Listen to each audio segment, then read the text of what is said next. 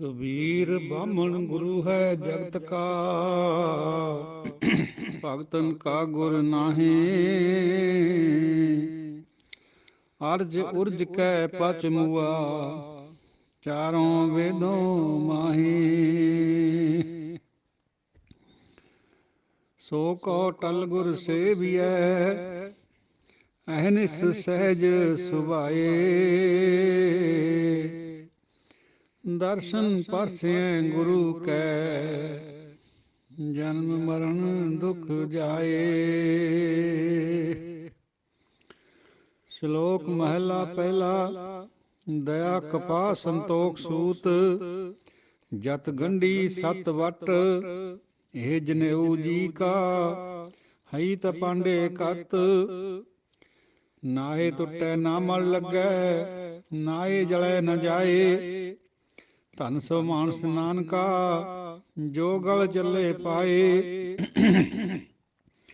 चौकड़ मुल अनाया, बह चौंकै पाया।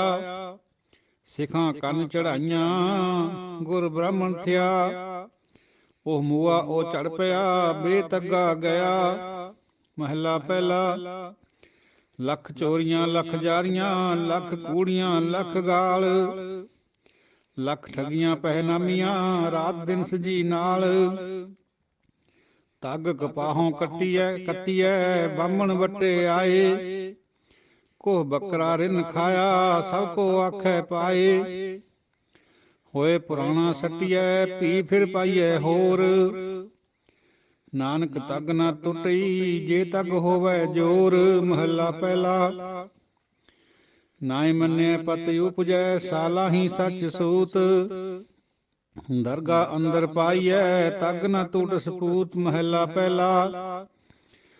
ਤੱਗ ਨਾ ਇੰਦਰੀ ਤੱਗ ਨਾ ਨਾਰੀ, ਪਲਕੇ ਥੁੱਕ ਪਵੈ ਨਿਤ ਦਾੜੀ। ਤੱਗ ਨਾ ਪੈਰੀ ਤੱਗ ਨਾ ਹੱਥੀ, ਤੱਗ ਨਾ ਜੇਬਾ ਤੱਗ ਨਾ ਅੱਖੀ।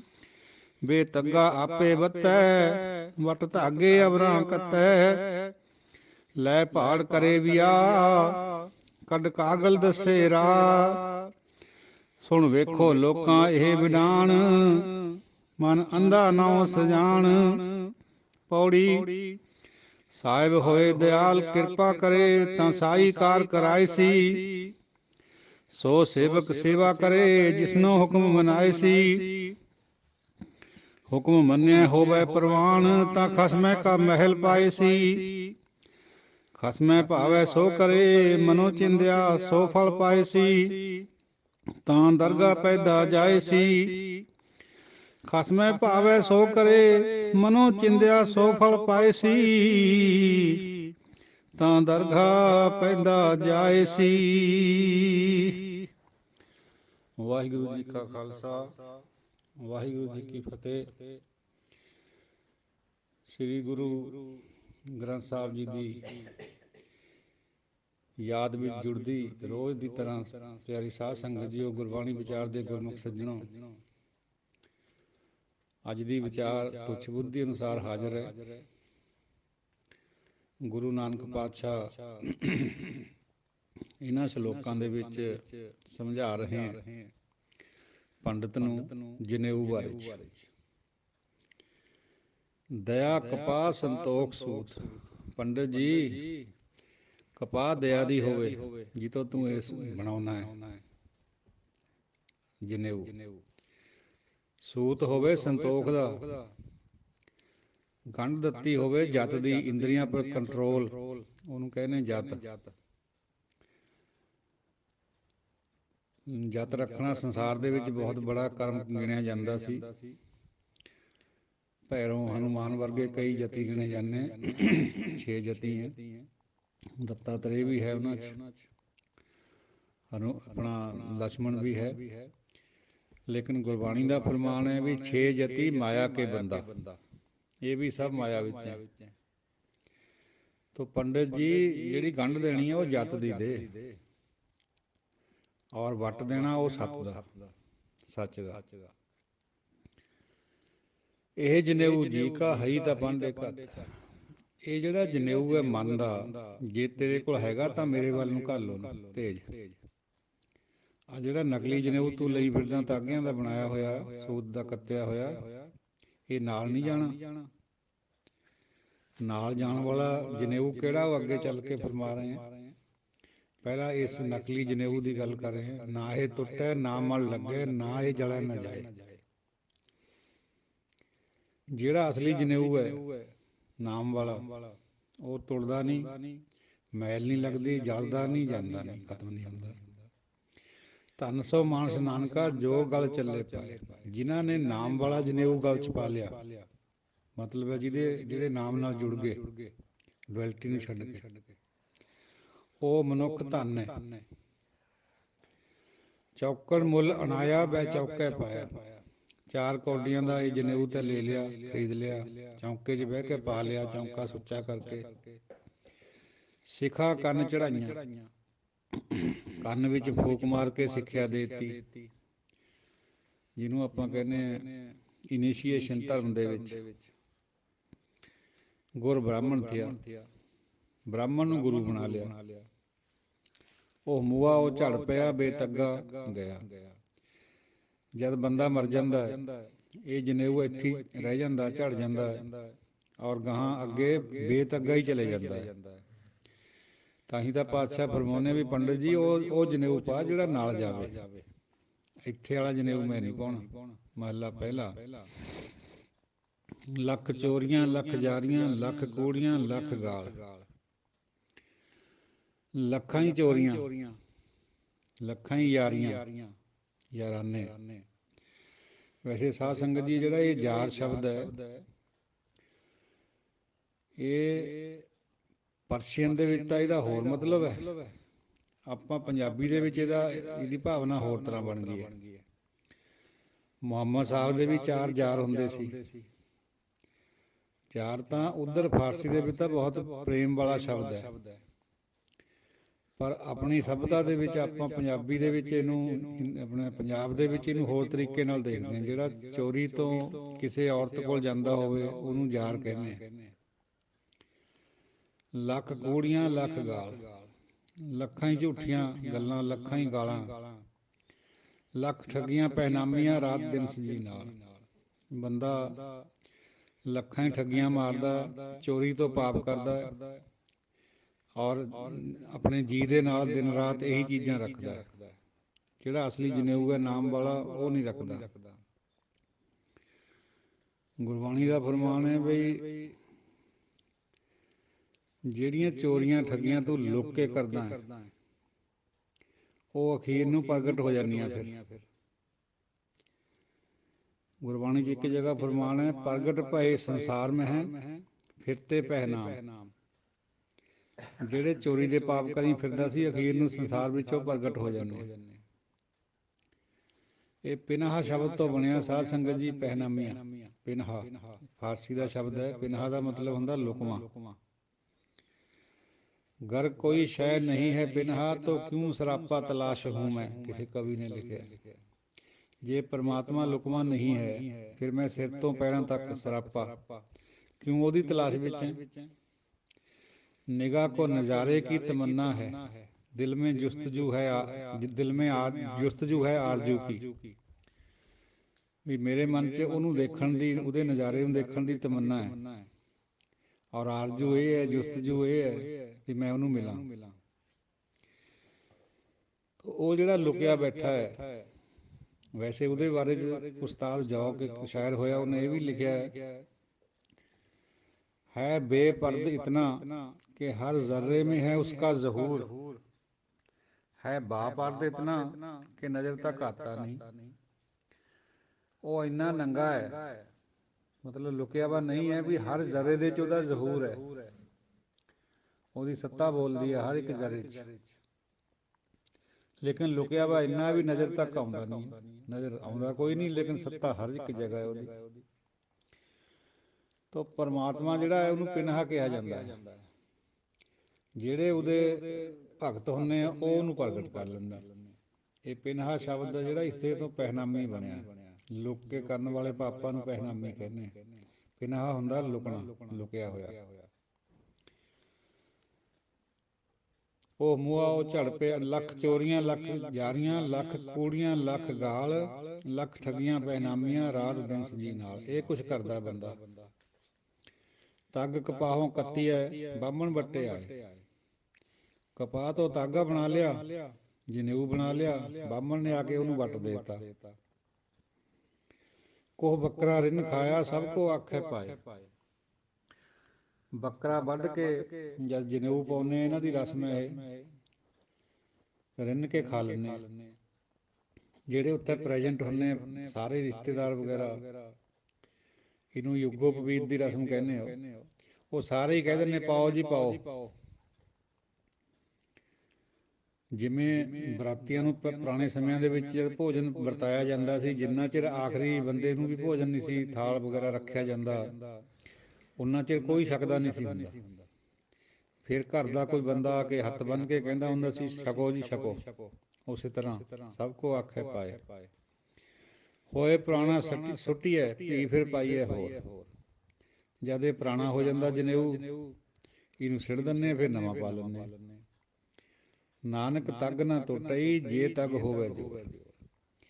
ਜੇ ਇਸ ਤਾਗੇ ਦੇ ਵਿੱਚ ਭਾਈ ਜ਼ੋਰ ਹੋਵੇ ਤਾਂ ਫਿਰ ਇਹ ਟੁੱਟੇ ਹੀ ਨਾ।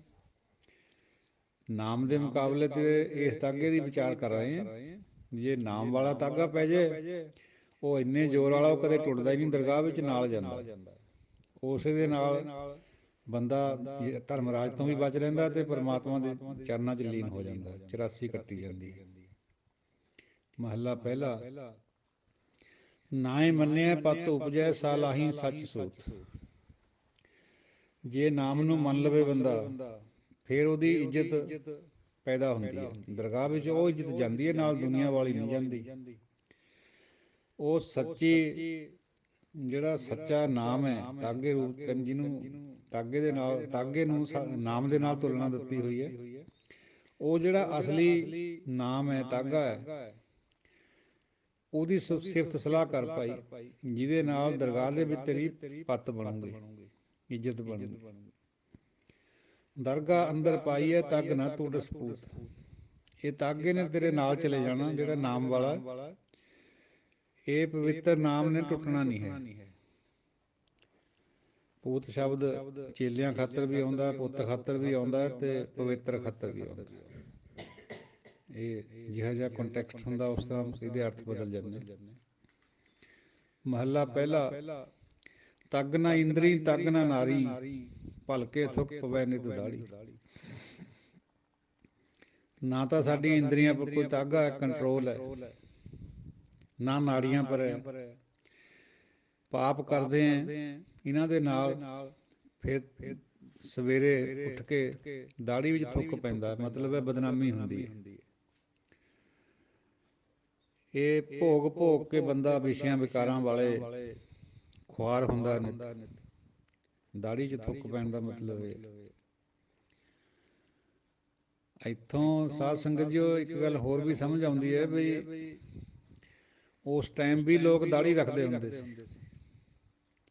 ਇਹ ਕੇਸਾਂ ਦਾ ਕਤਲ ਤਾਂ ਬਹੁਤ ਹੁਣ ਬਾਅਦ ਜੇ ਵਿੱਚ ਚੱਲਿਆ, ਬਲਕਿ ਪੰਡਤ ਤਾਂ ਕੇਸ ਰੱਖਦੇ ਹੁੰਦੇ ਸੀ। ਜਿਹੜੇ ਪੰਡਤ ਤੋਂ ਕੋਈ ਖੁਨਾਮੀ ਹੋ ਜਾਂਦੀ ਸੀ, ਕੋਈ ਬੁਰਾ ਕਰਮ ਹੋ ਜਾਂਦਾ ਸੀ, ਉਹਨੂੰ ਸਜ਼ਾ ਇਹ ਹੁੰਦੀ ਸੀ ਵੀ ਉਹਦੀ ਦਾੜੀ ਕੱਟ ਦਿਓ, ਕੇਸ ਕੱਟ ਦਿਓ। ਇਹ ਸਜ਼ਾ ਹੁੰਦੀ ਸੀ। ਹੁਣ ਅਸੀਂ ਆਪ ਆਪਣੇ ਨਾਈਆਂ ਕੋਲ ਜਾ ਕੇ ਸਾਰੇ ਲੋਕ ਕਟਾਉਂਦੇ, ਕੋਈ ਵੇਲੇ ਹੀ ਵੱਜਦੇ। ਤੱਗ ਨਾ ਪੈਰੀਂ, ਤੱਗ ਨਾ ਹੱਥੀਂ। ਨਾ ਤਾਂ ਪੈਰਾਂ 'ਚ ਤਾਗਾ ਹੈ, ਬੁਰੇ ਕਰਮ ਵੱਲ ਨੂੰ, ਸ਼ਰਾਬ ਦੇ ਠੇਕੇ ਵੱਲ ਨੂੰ, ਜੂਏ ਸਥਲ ਵੱਲ ਨੂੰ ਜਾਂਦੇ। ਨਾ ਹੱਥਾਂ 'ਚ ਕੋਈ ਤਾਗਾ ਹੈ, ਹੱਥ ਵੀ ਬੁਰਾ ਕਰਮ ਕਰਦੇ, ਚੋਰੀਆਂ। ਤੱਗ ਨਾ ਜੇਬਾ, ਤੱਗ ਨਾ ਅੱਖੀਂ। ਨਿੰਦਿਆ ਕਰੀ ਜਾਂਦੇ, ਤੱਗ ਹੈ ਹੀ ਨਹੀਂ ਕੋਈ ਪਿਆ ਵਾ ਜੀਵ ਨੂੰ। ਅੱਖਾਂ ਨੂੰ ਕੋਈ ਤੱਗ ਨਹੀਂ, ਬੁਰਾ ਤੱਕਦੇ। ਬੇਤੱਗਾ ਆਪੇ ਵੱਤੇ।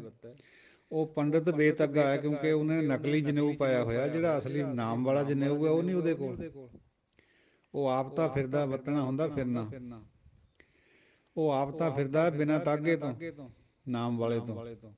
ਵੱਟ ਧਾਗੇ ਅਵਰਾ ਕੱਤੈ। ਵੱਟ ਕੇ ਧਾਗੇ ਜਨੇਊ ਦੂਜਿਆਂ ਵੱਲ ਨੂੰ ਭੇਜੀ ਜਾਂਦਾ। ਕੱਤਣਾ ਭੇਜਣਾ। ਲੈ ਭਾੜ ਕਰੇ ਵਿਆਹ। ਦੱਖਣਾ ਲੈ ਕੇ ਪੈਸੇ ਲੈ ਕੇ ਵਿਆਹ ਕਰਦਾ ਹੈ। ਸ਼ਲੋਕ ਪੜ੍ਹਦਾ ਜਦੋਂ ਫੇਰੇ ਹੁੰਦੇ, ਕੱਢ ਕਾਗਲ ਦੱਸੇ ਰਾਹ, ਆਪਣੀ ਪੱਤਰੀ ਕੱਢ ਲੈਂਦਾ, ਉਹਦੇ ਮੁਤਾਬਕ ਫਿਰ ਸਮਝਾਉਂਦਾ ਹੈ ਵੀ ਤੁਸੀਂ ਐਂ ਕਰਨਾ, ਆਹ ਨਹੀਂ ਕਰਨਾ, ਇਸ ਤਰ੍ਹਾਂ। ਸੁਣ ਵੇਖੋ ਲੋਕਾ ਇਹ ਬਿਨਾਨ, ਦੇਖੋ ਅਚਰਜਤਾ ਲੋਕੋ, ਮਨ ਅੰਧਾ ਨੌ ਸਜਾਣ। ਮਨ ਵਿੱਚ ਅੰਧਾ ਹੈ, ਨੌ ਸਜਾਣ ਰੱਖਿਆ ਵਾ, ਲੋਕਾਂ ਨੂੰ ਸਿੱਖਿਆ ਦਿੰਦਾ, ਆਪ ਪਤਾ ਹੀ ਨਹੀਂ ਵੀ ਮੈਂ ਕਿਆ ਕਰ ਰਿਹਾ। ਹੁਣ ਇਹ ਜਿਹੜਾ ਜਨੇਊ ਪਾਉਣ ਦੀ ਗੱਲ ਹੈ ਸਾਧ ਸੰਗਤ ਜੀ, ਉਹ ਗੁਰੂ ਨਾਨਕ ਪਾਤਸ਼ਾਹ ਨੇ ਤਾਂ ਜਵਾਬ ਦੇ ਦਿੱਤਾ ਸੀ ਵੀ ਇਹ ਨਹੀਂ ਪਾਉਣਾ ਸੀ ਨਕਲੀ ਜਨੇਊ। ਜਿਹੜਾ ਸੱਚਾ ਜਨੇਊ ਹੈ ਨਾਮ ਦਾ, ਜੇ ਉਹ ਹੈਗਾ ਤਾਂ ਉਹ ਦੇ।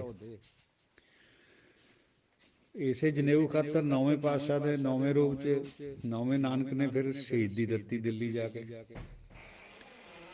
ਇਹ ਚੀਜ਼ਾਂ ਬਹੁਤ ਬਰੀਕ ਹੈ ਸਿੱਖੀ ਦੀਆਂ, ਇਹ ਆਮ ਬੰਦੇ ਦੀ ਸਮਝ ਵਿੱਚ ਨਹੀਂ ਆਉਂਦੀਆਂ, ਸਿੱਖਾਂ ਦੇ ਖੁਦ ਨਹੀਂ ਸਮਝ ਵਿੱਚ ਆਉਂਦੀਆਂ।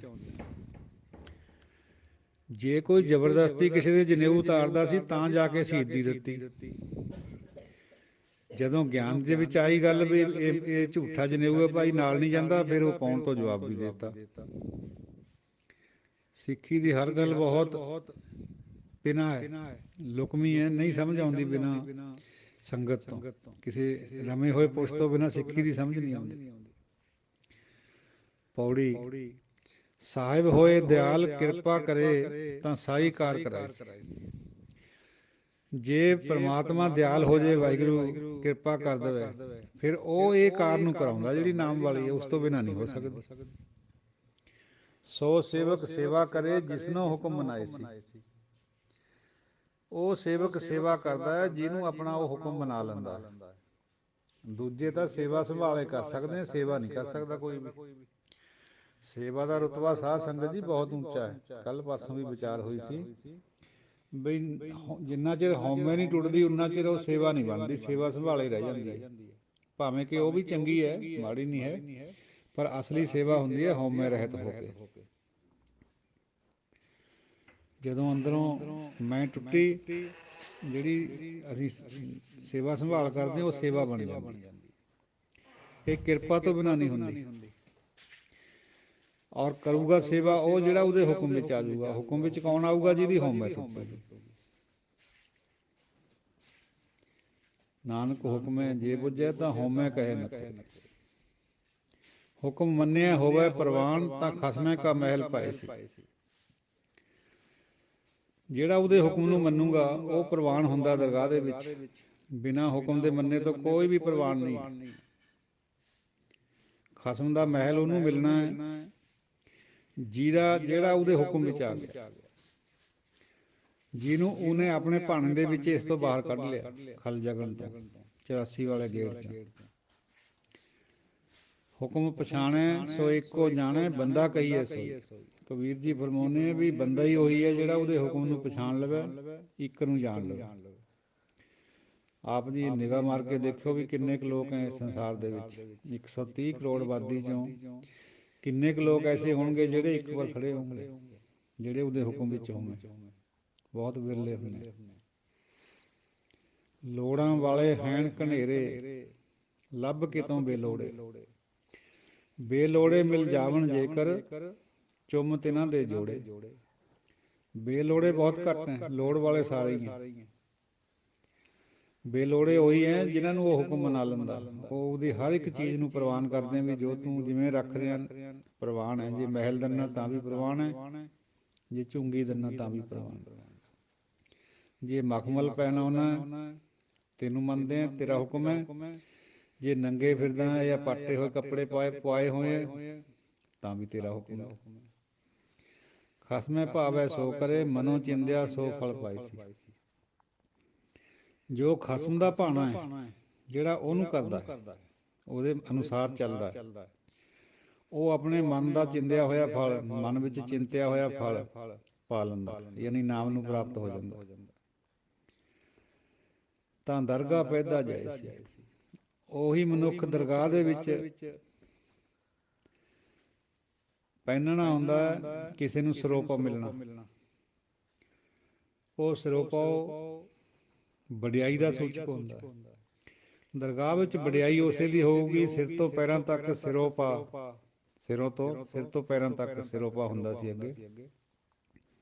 ਆਮ ਤੌਰ ਤੇ ਦੁਨਿਆਵੀ ਰਾਜੇ ਕਿਸੇ ਐਸੇ ਬੰਦੇ ਨੂੰ ਪਹਿਨਾਉਂਦੇ ਹੁੰਦੇ ਜਿਹੜਾ ਉਹਨਾਂ ਦੀ ਨਿਗਾਹ ਚੜ੍ਹ ਜਾਂਦਾ ਸੀ, ਚੰਗਾ ਬੰਦਾ ਹੁੰਦਾ ਸੀ ਕਿਸੇ ਫੀਲਡ ਵਿੱਚ, ਕਿਸੇ ਵੀ ਖੇਤਰ 'ਚ, ਉਹਨੂੰ ਸਿਰੋਪਾ ਯਾਨੀ ਸਿਰੋਪਾ ਦਿੱਤਾ ਜਾਂਦਾ ਸੀ।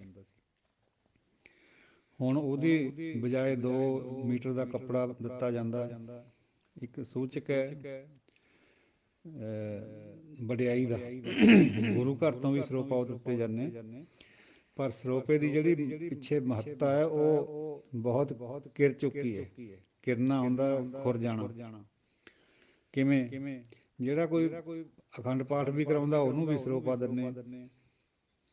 ਉਹ ਭਾਈ ਸਰੋਪਾ ਤਾਂ ਨਿਸ਼ਕਾਮ ਸੇਵਕ ਵਾਸਤੇ ਹੁੰਦਾ।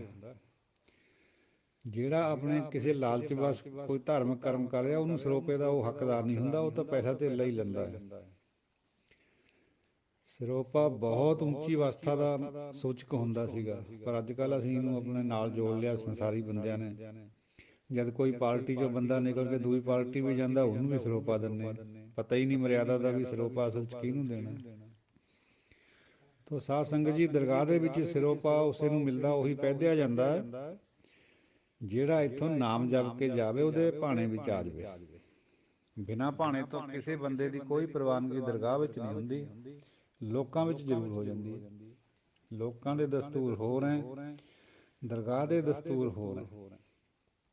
ਤੋ ਸਮਾਪਤ ਕਰੀਏ ਵਿਚਾਰ ਨੂੰ।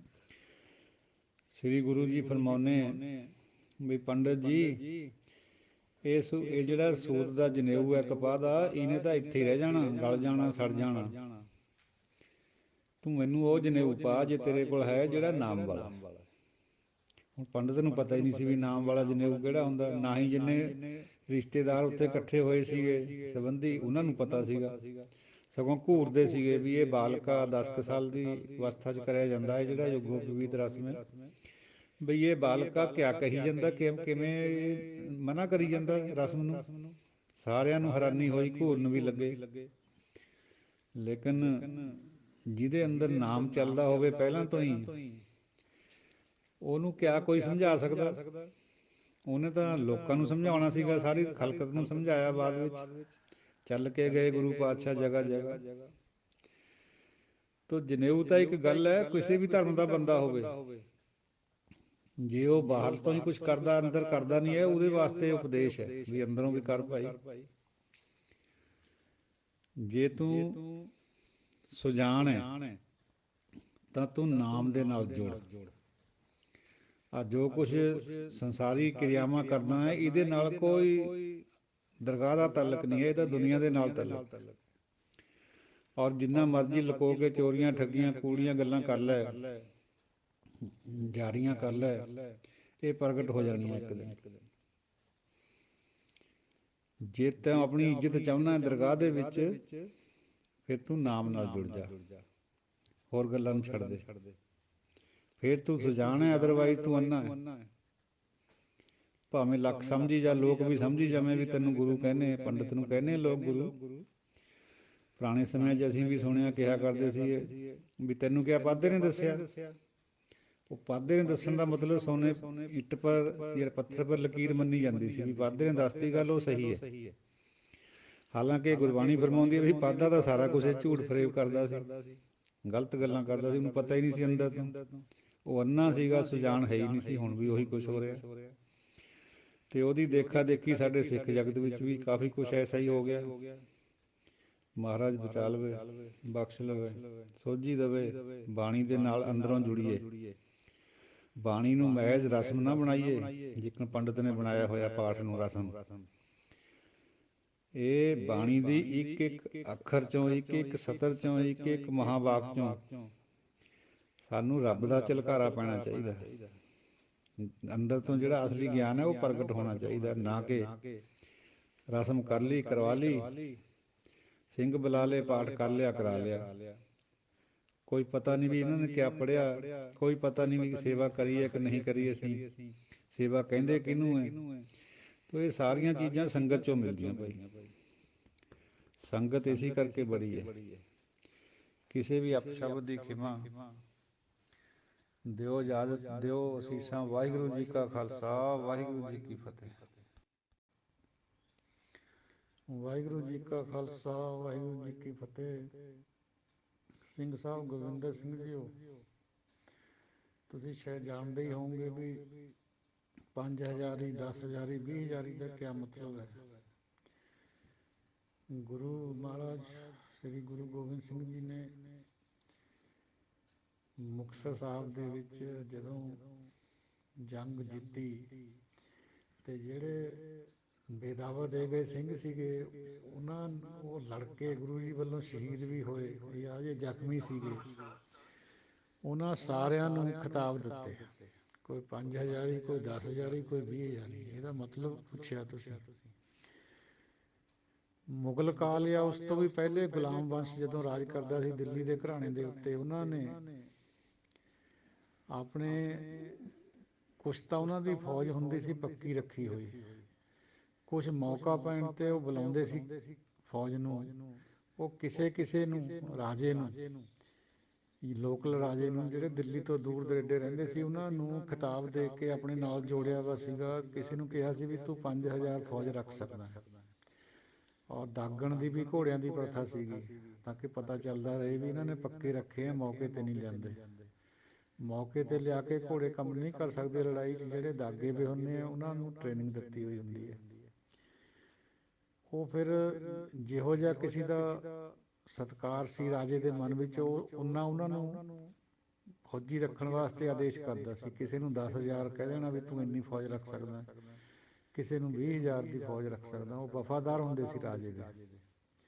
ਜਦ ਵੀ ਲੋੜ ਪੈਂਦੀ ਸੀ ਰਾਜੇ ਨੂੰ, ਉਹਦੀ ਆਪਣੀ ਫੌਜ ਵੀ ਲੜਦੀ ਸੀ। ਅਤੇ ਇਹਨਾਂ ਜਿਹੜੇ 5000 10,000 ਵਾਲੇ ਉਹਦੇ ਰਾਜੇ, ਛੋਟੇ ਰਾਜੇ ਹੁੰਦੇ ਸੀਗੇ, ਉਹਦੇ ਮੁਤਹਿਤ ਉਹਨਾਂ ਨੂੰ ਹੁਕਮ ਕਰਕੇ ਉਹ ਫੌਜ ਨੂੰ ਬੁਲਾ ਲਿਆ ਕਰਦਾ ਸੀ। ਇਹ ਉਹਦੀ ਭਾਵਨਾ ਸੀਗੀ ਵੀ ਤੁਸੀਂ 5000 10,000 ਜਿਹੋ ਜਿਹਾ ਉਹਨਾਂ ਦਾ ਜਰਫ ਸੀਗਾ, ਜਿਹੋ ਜਿਹੀ ਉਹਨਾਂ ਦੀ ਔਕਾਤ ਸੀਗੀ, ਉਸ ਤਰ੍ਹਾਂ ਦੀ ਉਹਨਾਂ ਨੂੰ ਖਿਤਾਬ ਦਿਆ ਕਰਦਾ ਸੀ। ਜਿਹੜੇ ਵੱਧ ਰੱਖ ਸਕਦੇ ਸੀ ਉਹਨਾਂ ਦਾ ਰੁਤਬਾ ਬੜਾ ਹੁੰਦਾ ਸੀ। ਜਿਵੇਂ ਜਿਹੜੇ ਰਾਜੇ 600 ਅੰਗਰੇਜ਼ਾਂ ਦੇ ਰਾਜ ਸੀਗੇ ਹਿੰਦੁਸਤਾਨ ਦੇ, ਉਹਨਾਂ ਦਾ ਵੀ ਅਲੱਗ ਅਲੱਗ ਰੁਤਬਾ ਹੁੰਦਾ ਸੀਗਾ। ਉਸੇ ਤਰੀਕੇ ਨਾਲ ਇਹਨਾਂ ਦਰਬਾਰੀਆਂ ਦਾ, ਜਿਹੜੇ 5000 10,000 ਸੀਗੇ, ਬੜੇ ਛੋਟੇ, ਜਦ ਵੀ ਉਹ ਰਾਜੇ ਤੇ ਕਿਤੇ ਇਕੱਠ ਵਿੱਚ ਆਉਂਦੇ ਹੁੰਦੇ ਸੀਗੇ, ਰਾਜੇ ਨੂੰ ਸਲਾਮੀ ਦਿੰਦੇ ਸੀ, ਉਹ ਆਪਣੇ ਹਿਸਾਬ ਨਾਲ ਦਿਆ ਕਰਦੇ ਸੀ, ਜਿੰਨਾ ਕਿਸੇ ਦਾ ਕੱਦ ਰਾਜੇ ਨੇ ਕਰਿਆ ਹੋਇਆ, ਨਿਸ਼ਚਿਤ ਕਰਿਆ ਹੋਇਆ ਹੁੰਦਾ ਸੀ। ਸੋ ਇਹ ਵਿਚਾਰ ਹੈ। ਵਾਹਿਗੁਰੂ ਜੀ ਕਾ ਖਾਲਸਾ, ਵਾਹਿਗੁਰੂ ਜੀ ਕੀ ਫਤਿਹ। ਸਾਧ ਸੰਗਤ ਜੋ ਇਹ ਵਿਚਾਰ ਨੂੰ, ਮਨਸਬਦਾਰੀ ਨੂੰ ਥੋੜ੍ਹਾ ਜਿਹਾ ਹੋਰ ਖੋਲ੍ਹੀਏ। ਅਕਬਰ ਦੇ ਸਮੇਂ ਵਿੱਚ ਅਕਬਰ ਨੇ ਦੂਰ ਦਰੇਡੇ ਆਪਣੇ ਵਫਾਦਾਰਾਂ ਦੀ ਇਹ ਮਨਸਬਦਾਰੀ ਜਿਹੜੀ ਪ੍ਰਥਾ ਚਲਾਈ ਸੀ ਉਹਨਾਂ ਵਾਸਤੇ, ਜਾਂ ਆਪਣੇ ਵਾਸਤੇ ਕਹਿ ਲਓ। ਜਿਹੜਾ ਮਨਸਬਦਾਰ ਸੀਗਾ ਉਹ ਉਸ ਇਲਾਕੇ ਦਾ ਸਿਵਲ ਔਰ ਮਿਲਟਰੀ ਦੋਨੋਂ ਪ੍ਰਸ਼ਾਸਨਾਂ ਨੂੰ ਦੇਖਦਾ ਸੀ। ਉਹ ਦੋ ਤਰ੍ਹਾਂ ਦੇ ਹੁੰਦੇ ਸੀ ਉਹਦੇ ਕੋਲ ਅੱਗੇ ਭਰਤੀ ਕਰੇ ਹੋਏ, ਇੱਕ ਜਾਟ, ਇੱਕ ਸਵਾਰ। ਜਾਟ ਹੁੰਦੇ ਸੀ ਵੀ ਕਿੰਨੇ ਫੌਜੀ ਨੂੰ ਟ੍ਰੇਨਿੰਗ ਦੇ ਕੇ ਤਿਆਰ ਰੱਖਣਾ। ਸਵਾਰ ਹੁੰਦੇ ਸੀ ਘੋੜ ਸਵਾਰ, ਉਹਨਾਂ ਦੀ ਵੀ ਟ੍ਰੇਨਿੰਗ ਨਿਸ਼ਚਿਤ ਸੀਗੀ। ਇਹਨਾਂ ਦੇ ਵਿੱਚ ਰਾਜਾ ਉਹਨਾਂ ਨੂੰ ਪੈਸੇ ਵੀ ਦਿਆ ਕਰਦਾ ਸੀ, ਇਹਨਾਂ ਦਾ ਖਰਚਾ, ਮੇਨਟੇਨੈਂਸ ਦਾ ਔਰ ਤਨਖਾਹਾਂ ਦਾ। ਤੋ ਉਹ ਇੱਕ ਤਰ੍ਹਾਂ ਤੋਂ ਫੌਜ ਅਕਬਰ ਦੀ ਤਿਆਰ ਰਹਿੰਦੀ ਸੀਗੀ। ਜਦ ਵੀ ਲੋੜ ਪੈਂਦੀ ਸੀ ਉਹਨਾਂ ਨੂੰ ਬੁਲਾ ਲੈਂਦਾ ਸੀ। ਉਹ ਆਪਣੀ ਅੱਧੀ ਜ਼ਿੰਮੇਵਾਰੀ ਮਨਸਬਦਾਰਾਂ 'ਤੇ ਪਾਈ ਹੋਈ ਸੀ ਉਹਦੀ। ਤੋ ਉਸੇ ਦੇ ਤਹਿਤ ਕੁਛ ਜਗੀਰਦਾਰ ਵੀ ਹੁੰਦੇ ਸੀ। ਜਗੀਰਦਾਰ ਹੁੰਦੇ ਸੀ ਸਿਵਲ 'ਚ। ਕੁਛ ਪਿੰਡਾਂ ਤੋਂ ਉਹ ਮਾਲੀਆ ਉਗਰਾਉਂਦੇ ਸੀਗੇ। ਉਸ ਮਾਲੀਏ 'ਚੋਂ ਜਿੰਨੀ ਬਾਦਸ਼ਾਹ ਨੇ ਉਹਨਾਂ ਨੂੰ ਜਗੀਰ ਲਾਈ ਵੀ ਹੁੰਦੀ ਸੀ, ਉਨੇ ਰੱਖ ਕੇ ਬਾਕੀ ਦੇ ਉਹ ਖਜ਼ਾਨੇ ਜਮ੍ਹਾਂ ਕਰਾ ਦਿੰਦੇ ਸੀ। ਉਹ ਸਿਰਫ ਮਾਲੀਆ ਇਕੱਠਾ ਕਰਨ ਖਾਤਰ ਜਗੀਰਦਾਰ ਹੁੰਦੇ ਸੀ, ਨਾ ਕਿ ਉਹ ਕੋਈ ਹੋਰ ਮਿਲਟਰੀ ਵਗੈਰਾ ਦਾ, ਸਿਪਾਹੀਆਂ ਵਗੈਰਾ ਦਾ ਪ੍ਰਬੰਧ ਕਰਦੇ ਸੀ ਜਾਂ ਰੱਖਦੇ ਸੀ, ਨਾ। ਤੋ ਇਹ ਜਗੀਰਾਂ ਮਹਾਰਾਜਾ ਰਣਜੀਤ ਸਿੰਘ ਨੇ ਵੀ ਦਿੱਤੀਆਂ ਹੋਈਆਂ ਸੀ ਪੰਜਾਬ 'ਚ। ਇਹ ਤਾਂ ਹੁਣ ਸਭ ਟੁੱਟ ਗਈਆਂ ਨੇ। ਮਹਿੰਗਾਈ ਭੱਤੇ ਵਗੈਰਾ ਸਭ ਕੁਛ ਬੰਦ ਕਰਤੇ। ਰਾਜਿਆਂ ਦੇ ਵੀ, ਛੋਟੇ ਜਿਹੜੇ ਮਨਸਬਦਾਰ ਸੀ ਉਹਨਾਂ ਦੇ, ਸਭ ਦੇ ਬੰਦ ਹੋ ਚੁੱਕੇ ਨੇ। ਤੋ ਇਹ ਪ੍ਰਥਾ ਹੀ ਇੱਕ ਸੰਕੇਤਕ ਰੂਪ ਗੁਰੂ ਸਾਹਿਬ ਨੇ ਦਿੱਤਾ ਬਈ ਰਾਜੇ ਦੇ ਉਹ ਮਨਸਬਦਾਰ ਸੀ, ਕੋਈ 5000, ਕੋਈ 10,000, ਕੋਈ 20,000, ਤੇ ਗੁਰੂ ਸਾਹਿਬ ਨੇ ਆਪਣੇ ਸਿੱਖਾਂ ਨੂੰ ਮਾਣ ਦੇ ਦਿੱਤਾ। ਹਾਲਾਂਕਿ ਜਦੋਂ ਉਹ ਸ਼ਹੀਦ ਹੋ ਗਏ ਤਾਂ ਉਹਨਾਂ ਨੂੰ ਤਾਂ ਫਿਰ ਕੋਈ ਜਗੀਰ ਵਗੈਰਾ ਨਹੀਂ ਦਿੱਤੀ, ਨਾ ਹੀ ਉਹਨਾਂ ਨੂੰ ਕੋਈ ਸਨਤ ਵਗੈਰਾ ਦਿੱਤੀ ਵੀ ਤੁਸੀਂ ਇੰਨੇ ਸਿਪਾਹੀ ਰੱਖੋ ਜਾਂ ਨਾ ਰੱਖੋ। ਸਿਰਫ ਉਹਨਾਂ ਦੀ ਵਡਿਆਈ ਕਰੀਏ ਇੱਕ ਸੰਕੇਤ ਦੇ ਤੌਰ 'ਤੇ ਵੀ ਆਹ ਮੇਰਾ 5000 ਆਹ ਮੇਰਾ 10,000 ਹੈ, ਆਹ ਮੇਰਾ 20,000 ਹੈ। ਜਿਹੋ ਜਿਹੀ ਉਹਨਾਂ ਨੇ ਘਾਲਣਾ ਘਾਲੀ ਜੰਗ ਦੇ ਵਿੱਚ, ਮੈਦਾਨੇ ਜੰਗ 'ਚ ਜਿਵੇਂ ਲੜਾਈ ਲੜੀ। ਤੋ ਦਾਸਰੇ ਨੂੰ ਤਾਂ ਇੰਨੀ ਕੁ ਸਮਝ ਆਈ ਹੈ, ਬਾਕੀ ਕੋਈ ਹੋਰ ਵੀਰ ਐਕਸਪਲੇਨ ਕਰੇਗਾ ਤਾਂ ਸੁਣਾਂਗੇ। ਵਾਹਿਗੁਰੂ ਜੀ ਕਾ ਖਾਲਸਾ, ਵਾਹਿਗੁਰੂ ਜੀ ਕੀ ਫਤਿਹ। ਹਾਂਜੀ ਹਾਂਜੀ, ਠੀਕ ਫਰਮਾਇਆ ਗੁਰਵਿੰਦਰ ਸਿੰਘ ਜੀ। ਆਉਂਦਾ ਇਸ ਤਰ੍ਹਾਂ ਹੀ ਹੈ, ਪਰ ਇਹ ਸ਼ਬਦ ਜਿਹੜੇ ਪਿੱਛੋਂ ਬਣਤਰ ਹੈ ਉਹ ਇੱਕੋ ਜਗ੍ਹਾ 'ਤੇ ਨਿਕਲੀ ਹੋਈ ਹੈ। ਪੰਜਾਬੀ ਦੇ ਵੀ ਜਿਹੜਾ ਯਾਰ ਸ਼ਬਦ ਹੈ ਇਹ ਵੀ ਬਹੁਤ ਬੁਰੀ ਸੈਂਸ ਵਿੱਚ ਆਉਂਦਾ ਹੈ। ਕਿਸੇ ਨੂੰ ਚੜਾਉਣ ਖਾਤਰ ਜਾਂ ਕਿਸੇ ਨੂੰ ਬੁਰਾ ਕਹਿਣ ਖਾਤਰ ਆਪਾਂ ਕਹਿੰਦੇ ਉਹ ਤੇਰਾ ਯਾਰ ਫਿਰਦਾ। ਤੋ ਇਹਨਾਂ ਦੀ ਜਿਹੜੀ ਪਿਛਲੀ ਬਣਤਰ ਹੈ ਉਹ ਬੋਲੀ ਦੀ ਭਾਸ਼ਾ ਕਰਕੇ, ਜਿਵੇਂ ਹੁਣ ਕਾਗਜ਼ ਸ਼ਬਦ ਹੈ, ਕਾਗਜ਼ ਪਰਸ਼ੀਅਨ 'ਚ ਕਾਗਜ਼ ਹੁੰਦਾ, ਆਪਾਂ ਕਾਗਜ਼ ਕਹਿੰਦੇ ਹਾਂ, ਅਤੇ ਗੁਰੂ ਸਾਹਿਬ ਨੇ ਇਹਨੂੰ ਕਾਗਲ ਵੀ ਕਿਹਾ। ਅੱਜ ਵਾਲੀ ਵਿਚਾਰ 'ਚ ਕਾਗਲ ਵੀ ਆਇਆ ਸੀ ਅੱਜ ਕੱਲ੍ਹ 'ਚ। ਸੋ ਉਹ ਠੀਕ ਹੈ ਗੱਲ ਵੀ ਯਾਰ ਸ਼ਬਦ ਆਉਂਦਾ ਯਈਏ ਨਾਲ ਅਤੇ ਜਾਰ ਜੱਜੇ ਨਾਲ ਹੈ। ਇਹਨਾਂ ਦੀ ਜਿਹੜੀ ਪਿਛਲੀ ਬਣਤਰ ਹੈ ਉਹ ਦੇਖਿਓ ਧਿਆਨ ਨਾਲ, ਉਹ ਮੇਰੇ ਖਿਆਲ ਸਾਰ ਨਾਲ ਇੱਕੋ ਹੀ ਹੈ। ਬਾਕੀ ਹੋਰ ਵਿਚਾਰ ਲਾਂਗੇ। ਵਾਹਿਗੁਰੂ ਜੀ ਕਾ ਖਾਲਸਾ, ਵਾਹਿਗੁਰੂ ਜੀ ਕੀ ਫਤਿਹ। ਹਾਂਜੀ ਸਾਧ ਸੰਗਤ ਜੀਓ, ਇਹ ਜਿਹੜਾ ਯਈਆ ਹੈ ਨਾ, ਯਈਆ ਅੱਖਰ ਪੰਜਾਬੀ ਦੇ ਵਿੱਚ ਜੱਜੇ ਵਿੱਚ ਬਦਲਦਾ ਹੈ। ਯੁਕਤੀ ਨੂੰ ਆਪਾਂ ਜੁਗਤੀ ਕਹਿੰਦੇ ਹਾਂ, ਹਿੰਦੀ ਸੰਸਕ੍ਰਿਤ ਵਿੱਚ ਯੁਕਤੀ ਹੁੰਦੀ ਹੈ। ਇੱਕ ਨੇ ਪਰਸ਼ੀਅਨ ਦੇ ਵਿੱਚ ਜਿਹੜੇ ਯਈਆ ਦੇ ਅੱਖਰ ਹੈ ਉਹ ਵੀ ਜੱਜੇ 'ਚ ਬਦਲਦੇ, ਜਿਵੇਂ ਯੁੱਗ ਆਪਾਂ ਯੁੱਗ ਕਹਿੰਦੇ ਹਾਂ। ਯਾਦਵ, ਜਾਦਵ ਗੁਰਬਾਣੀ 'ਚ ਵੀ ਜਾਦਵੇ ਆਉਂਦਾ, ਜਾਦਵ। ਯਾਤੀ, ਯਾਤਰੀ ਜਿਹਨੂੰ ਕਹਿੰਦੇ ਆ, ਜਾਤੀ, ਜਾਤੀ ਸ਼ਬਦ ਆਉਂਦਾ ਗੁਰਬਾਣੀ 'ਚ, ਯਾਤਰਾ ਕਰਨ ਵਾਲਾ। ਫਿਰ ਯਾਤਰਾ ਕਹਿੰਦੇ ਆਪਾਂ, ਯਾਤਰਾ ਜਾਂ ਜਾਤਰਾ। ਜਾਤੀ ਸ਼ਬਦ ਵੀ ਗੁਰਬਾਣੀ 'ਚ ਯਾਤਰਾ ਵਾਸਤੇ, ਯਾਤਰੀਆਂ ਖਾਤਰ ਆਉਂਦਾ। ਯਾਚਕ, ਜਾਚਕ। ਯਮਦੂਤ, ਜਮਦੂਤ। ਪੰਜਾਬੀ ਦੇ ਵਿੱਚ ਬਦਲਦਾ ਅੱਖਰ ਯਹੀ ਹੈ ਜੱਜੇ 'ਚ। ਯੋਨੀ, ਜੋਨੀ। 4 ਯੋਨੀਆਂ ਅੰਡੇ ਜਿਹੜੇ ਸਿਹਤ ਜੋ ਉਹਨਾਂ ਨੂੰ ਆਪਾਂ ਜੂਨੀਆਂ ਕਹਿੰਦੇ ਹਾਂ। ਯਮਲਾ ਜੱਟ, ਜਮਲਾ ਜੱਟੇ ਕਹਿੰਦੇ ਹਾਂ। ਯੋਗੀ ਨੂੰ ਜੋਗੀ ਕਹਿੰਦੇ ਹਾਂ। ਯੋਗੀ ਸ਼ਬਦ ਬਹੁਤ ਘੱਟ ਗੁਰਬਾਣੀ 'ਚ ਆਉਂਦਾ, ਜੱਜੇ ਨਾਲ ਜੋਗੀ ਬਹੁਤ ਆਉਂਦਾ। ਯੁਕਤੀ, ਦਲੀਲ ਆਪਾਂ ਯੁਕਤੀ ਕਹਿ ਦਿੰਦੇ ਹਾਂ। ਸੋ ਇਹ ਜਿਹੜਾ ਯਾਰ ਸ਼ਬਦ ਹੈ ਇਹ ਇਸੇ ਤੋਂ ਜਾਰ ਬਣਿਆ ਹੋਇਆ ਹੈ, ਪਰ ਲੈਂਗੁਏਜ ਦਾ ਫਰਕ ਪੈਂਦਾ ਹਰ ਇੱਕ ਜਗ੍ਹਾ, ਸਮੇਂ ਨਾਲ ਵੀ ਫਰਕ ਪੈ ਜਾਂਦਾ ਹੁੰਦਾ। ਜਿਵੇਂ ਮਹੱਲਾ ਸ਼ਬਦ ਹੈ ਪਰਸ਼ੀਅਨ ਦਾ, ਅਰਬੀ ਦਾ ਮਹੱਲਾ ਹੁੰਦਾ ਜਿਵੇਂ ਗਲੀ ਮੁਹੱਲਾ ਹੁੰਦਾ, ਇਸ ਤਰ੍ਹਾਂ। ਲੇਕਿਨ ਆਪਾਂ ਉਹਨੂੰ ਹੋਰ ਸੈਂਸ ਵਿੱਚ ਵਰਤਦੇ ਹਾਂ। ਆਪਾਂ ਮਹੱਲਾ ਕਹਿੰਦੇ ਆਪਾਂ, ਜਿਵੇਂ ਇਕੱਠਾ ਕੁਛ ਘਰ ਹੁੰਦੇ ਉਹਨੂੰ ਮਹੱਲਾ ਕਹਿ ਦਿੰਦੇ ਹਾਂ। ਅਤੇ ਉੱਧਰ ਮਹੱਲੇ ਦਾ ਮਤਲਬ ਗਲੀ ਹੁੰਦਾ ਪਰਸ਼ੀਅਨ ਦੇ, ਅਰਬੀ ਦੇ ਵਿੱਚ ਖਾਸ ਕਰਕੇ। ਤੋ ਇਸੇ ਤਰੀਕੇ ਨਾਲ ਇਹ ਕਾਫੀ ਸ਼ਬਦ ਹੈ, ਜਿਵੇਂ ਜੈਂਟਲਮੈਨ ਹੈ ਅੰਗਰੇਜ਼ੀ ਦੇ ਵਿੱਚ ਇਹਦਾ ਮਤਲਬ ਸਾਊ ਆਦਮੀ ਹੁੰਦਾ। ਆਪਾਂ ਪੰਜਾਬੀ ਦੇ ਵਿੱਚ ਇਹਦਾ ਮਤਲਬ ਯੈਂਕੀ ਟਾਈਪ ਬੰਦਾ ਜਿਹੜਾ ਸੂਟਡ ਬੂਟਡ ਹੋਵੇ ਉਹਨੂੰ ਕਹਿ ਦਿੰਦੇ ਹਾਂ ਵੀ ਬੜਾ ਜੈਂਟਲਮੈਨ ਬਣਿਆ ਹੋਇਆ। ਅਰਥ ਬਦਲਦੇ ਰਹਿੰਦੇ ਸਮੇਂ ਨਾਲ ਵੀ, ਔਰ ਬੋਲੀ ਦੂਜੀ ਵੀ ਜਾ ਕੇ ਆਪਣਾ ਸਰੂਪ ਬਦਲ ਦਿੰਦੇ, ਤਤਭਵ ਔਰ ਤਤ ਸਮਝ ਦੀ ਗੱਲ ਹੋ ਰਹੀ ਹੈ। ਸੋ ਯਈਆ ਤਾਂ ਬਹੁਤ ਪੰਜਾਬੀ ਦੇ ਵਿੱਚ, ਠੇਠ ਪੰਜਾਬੀ ਵਿੱਚ ਤਾਂ ਜੱਜੇ 'ਚ ਬਹੁਤ ਥੋਂ ਬਦਲ ਆਉਂਦਾ ਹੈ। ਇਹ ਯਾਰ ਸ਼ਬਦ ਤੋਂ ਹੀ ਜਾਰ ਬਣਦਾ। ਆਪਾਂ ਯਾਰ ਬੋਲਦੇ ਹਾਂ ਤਾਂ ਹੁਣ ਯਾਰ ਦੀ ਇੱਕ ਪਰਟੀਕੂਲਰ ਅਵਸਥਾ ਬਣ ਗਈ ਪੰਜਾਬੀ ਦੇ ਵਿੱਚ। ਕਿਸੇ ਔਰਤ ਕੋਲ ਜਾਣ ਵਾਲਾ, ਗੈਰ ਮਤਲਬ ਗਲਤ ਸੰਬੰਧਾਂ ਵਾਲਾ, ਉਹਨੂੰ ਯਾਰ ਕਹਿ ਦਿੰਦੇ। ਅਤੇ ਯਾਰ ਵੀ ਆਪਾਂ ਇਹ ਗਲਤ ਸੈਂਸ ਵਿੱਚ ਵਰਤਦੇ ਵੀ ਫਲਾਣੀ ਔਰਤ ਦਾ ਫਲਾਣਾ ਯਾਰ ਹੈ, ਉਹ ਬੁਰੀ ਸੈਂਸ ਵਿੱਚ ਆਉਂਦਾ। ਹਾਲਾਂਕਿ ਗੁਰਬਾਣੀ 'ਚ ਯਾਰ ਸ਼ਬਦ ਬਹੁਤ ਪਵਿੱਤਰ ਹੈ। ਮੁਹੰਮਦ ਦੇ ਵੀ 4 ਯਾਰ ਹੈ, ਅਤੇ ਸੁਣ ਯਾਰ ਹਮਾਰੇ ਸੱਜਣ ਗੁਰਬਾਣੀ 'ਚ ਆਉਂਦਾ। ਪਰਮਾਤਮਾ ਨੂੰ, ਗੁਰੂ ਨੂੰ ਯਾਰ ਕਿਹਾ ਗਿਆ। ਪਰ ਅੱਜ ਕੱਲ੍ਹ ਜਿਹੜੀ ਯਾਰ ਦੀ ਟੋਨ ਹੈ, ਜਿਵੇਂ ਉਹ ਸਿੱਖੜਾ ਸ਼ਬਦ ਹੈ ਗੁਰਬਾਣੀ ਵਿੱਚ, ਤਾਂ ਉਹ ਬਹੁਤ ਪਵਿੱਤਰ ਸ਼ਬਦ ਹੈ। ਸਿੱਖੜਾ ਡਿਮੀਨਿਊਟਿਵ ਨਾਊਨ ਹੈ, ਛੋਟਾ ਕਰਕੇ ਉਹਨੂੰ ਪਿਆਰਾ ਕਰਕੇ ਬੋਲਣਾ। ਜਿਵੇਂ ਨਿੱਕੇ ਤੋਂ ਨਿਕੋਟੀ, ਪਹਿਲਾਂ ਇੱਕ ਦਿਨ ਆਲੀ ਸੀ ਵਿਚਾਰੀ ਨਾ ਸਭ ਦੀ, ਲਾਲ ਨੂੰ ਲਾਲਨ ਕਹਿਣਾ ਨੰਨਾ ਲਾ ਕੇ। ਤੋ ਛੋਟੇ ਨੂੰ ਛੋਟੜਾ ਕਹਿ ਦੇਣਾ, ਬੇਟੇ ਨੂੰ ਬੇਟੜਾ ਕਹਿ ਦੇਣਾ। ਪਰ ਹੁਣ ਸਿੱਖੜਾ ਅੱਜ ਕੱਲ੍ਹ ਕਿਸੇ ਨੂੰ ਕਹਿ ਕੇ ਦੇਖਿਓ, ਡੰਗ ਮਾਰੂਗਾ ਸਿਰ ਵਿੱਚ। ਬੋਲੀ ਦਾ ਜਿਹੜਾ ਭਾਵ ਹੈ ਉਹ ਬਦਲਦਾ ਰਹਿੰਦਾ। ਕੋਈ ਅਪਸ਼ਬਦ ਦੀ ਖਿਮਾ। ਵਾਹਿਗੁਰੂ ਜੀ ਕਾ ਖਾਲਸਾ, ਵਾਹਿਗੁਰੂ ਜੀ ਕੀ ਫਤਿਹ। ਫਰੀਦਾ ਮੈਂ ਜਾਣਿਆ ਦੁਖ ਮੁਝ ਕੂ, ਦੁਖ ਸਵਾਇ ਜਗ। ਉੱਚੈ ਚੜ੍ਹ ਕੇ ਦੇਖਿਆ, ਤਾਂ ਕਰ ਕਰ ਇਹਾ ਅਗ। ਫਰੀਦਾ ਮੈਂ ਭੁਲਾਵਾ ਪੱਗ ਦਾ, ਮਤ ਮੈਲੀ ਹੋਏ ਜਾਏ। ਗਹਿਲਾ ਰੂ ਨਾ ਜਾਣਈ, ਸਿਰ ਭੀ ਮਿੱਟੀ ਖਾਏ। ਸ਼ਲੋਕ ਮਹਿਲਾ ਪਹਿਲਾ। ਗਊ ਬ੍ਰਾਹਮਣ ਕੋ ਕਰ ਲਾਵੋ, ਗੋਬਰ ਤਰਨ ਨਾ ਜਾਈ। ਧੋਤੀ ਟਿੱਕਾ ਤੈ ਜਪ ਮਾਲੀ, ਧਾਨ ਮਲੇਛਾਂ ਖਾਈ। ਅੰਤਰ ਪੂਜਾ ਪੜੈ ਕਤੇਬਾਂ, ਸੰਜਮ ਤੁਰਕਾਂ ਭਾਈ। ਛੋਡੀ ਲੈ ਪਾਖੰਡਾ, ਨਾਮ ਲਏ ਜਾਹੇ ਤਰੰਦਾ। ਮਹਲਾ ਪਹਿਲਾ। ਮਾਨਸ ਖਾਣੇ ਕਰੈ ਨਿਵਾਜ, ਛੁਰੀ ਬਗਾਇਨ ਤਿਨ ਗਲ ਤਾਗ। ਤਿਨ ਕਰ ਬ੍ਰਾਹਮਣ ਪੂਰੈ ਨਾਦ, ਉਹਨਾਂ ਪਿਆਵੈ ਓਈ ਸਾਧ।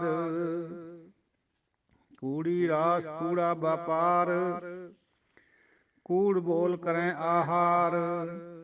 ਸ਼ਰਮ ਧਰਮ ਕਾ ਡੇਰਾ ਦੂਰ, ਨਾਨਕ ਕੂੜ ਰਿਹਾ ਭਰਪੂਰ।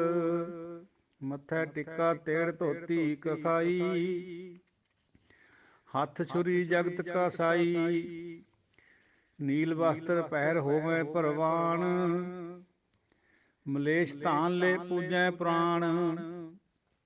ਅਭਾਖਿਆ ਕਾ ਕੁੱਠਾ ਬੱਕਰਾ ਖਾਣਾ, ਚੌਂਕੇ ਉੱਪਰ ਕਿਸੇ ਨ ਜਾਣਾ। ਦੇ ਕੇ ਚੌਂਕਾ ਕੱਢੀ ਕਾਰ, ਉੱਪਰ ਆਏ ਬੈਠੇ ਕੂੜਿਆਰ। ਮਤ ਪਿਟੈ ਬੇ ਮਤ ਪਿਟੈ, ਇਹ ਅੰਨ ਅਸਾਡਾ ਫਿਟੈ। ਤਨ ਫਿਟੈ ਫੇੜ ਕਰੇਨ, ਮਨ ਜੂਠੈ ਚੁੱਲੀ ਭਰੇਨ। ਕਹੋ ਨਾਨਕ ਸੱਚ ਧਿਆਈਐ, ਸੁਚ ਹੋਵੈ ਤਾਂ ਸੱਚ ਪਾਈਐ। ਪੌੜੀ ਚਿੱਤੈ ਅੰਦਰ ਸਭ ਕੋ, ਵੇਖ ਨਦਰੀ ਹੇਠ ਚਲਾਇਂਦਾ। ਆਪੇ ਦੇ ਵਡਿਆਈਆਂ, ਆਪੇ ਹੀ ਕਰਮ ਕਰਾਇਂਦਾ। ਵੱਡੋਂ ਵੱਡਾ ਵੱਡ ਮੇਦਨੀ, ਸਿਰੇ ਸਿਰ ਧੰਦੇ ਲਾਇਂਦਾ। ਨਦਰ ਉਪੱਠੀ ਜੇ ਕਰੇ, ਸੁਲਤਾਨਾ ਘਾਹ ਕਰਾਇਂਦਾ। ਦਰ ਮੰਗਨ ਭਿਖ ਨਾ ਪਾਇਂਦਾ, ਨਦਰ ਉਪੱਠੀ ਜੇ ਕਰੇ। ਸੁਲਤਾਨਾ ਘਾਹ ਕਰਾਇਂਦਾ, ਦਰ ਮੰਗਨ ਭਿਖ ਨਾ ਪਾਇਂਦਾ। ਸ੍ਰੀ ਗੁਰੂ ਜੀ ਦੀ ਬਖਸ਼ੀ ਹੋਈ ਸਾਜੀ ਨਵਾਜੀ ਪਿਆਰੀ ਸਾਧ ਸੰਗਤ ਜੀਓ, ਗੁਰਬਾਣੀ ਵਿਚਾਰਦੇ ਗੁਰਮੁਖ ਜਨੋ, ਬਾਕੀ ਵੀ ਸਾਰਾ ਗੁਰੂ ਖਾਲਸਾ ਜੀ ਆਪਣੀ ਹਕੀਰ ਬੁੱਧੀ ਦੁਆਰਾ ਅੱਜ ਦੀ ਆਸਾ ਜੀ ਕੀ ਬਾਰ ਲੜੀਵਾਰ ਜਿਹੜੀ ਚੱਲ ਰਹੀ ਹੈ, ਉਹਦੀ ਵਿਚਾਰ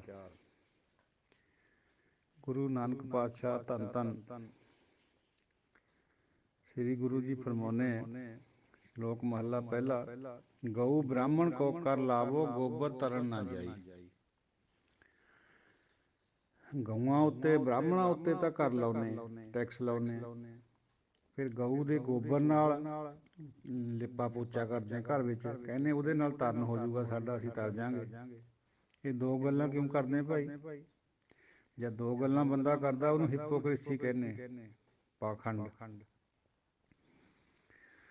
ਕੋਈ ਕਹਾਵਤ ਐਸੀ ਆਉਂਦੀ ਹੈ ਵੀ ਕੋਈ ਬੰਦਾ ਬ੍ਰਾਹਮਣ ਗਊ ਲਈ ਜਾ ਰਿਹਾ ਸੀ, ਦਰਿਆ ਦੇ ਕੰਢੇ ਤੇ ਆਇਆ, ਪਾਰ ਕਰਨੀ ਸੀ ਕਿਸ਼ਤੀ 'ਚ।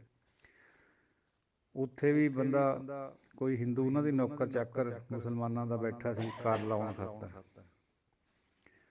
ਤੋ ਗਾਏਂ ਦੇ ਪਾਰ ਕਰਨ ਦੇ ਵੀ ਕੋਈ ਪੈਸੇ ਲਏ।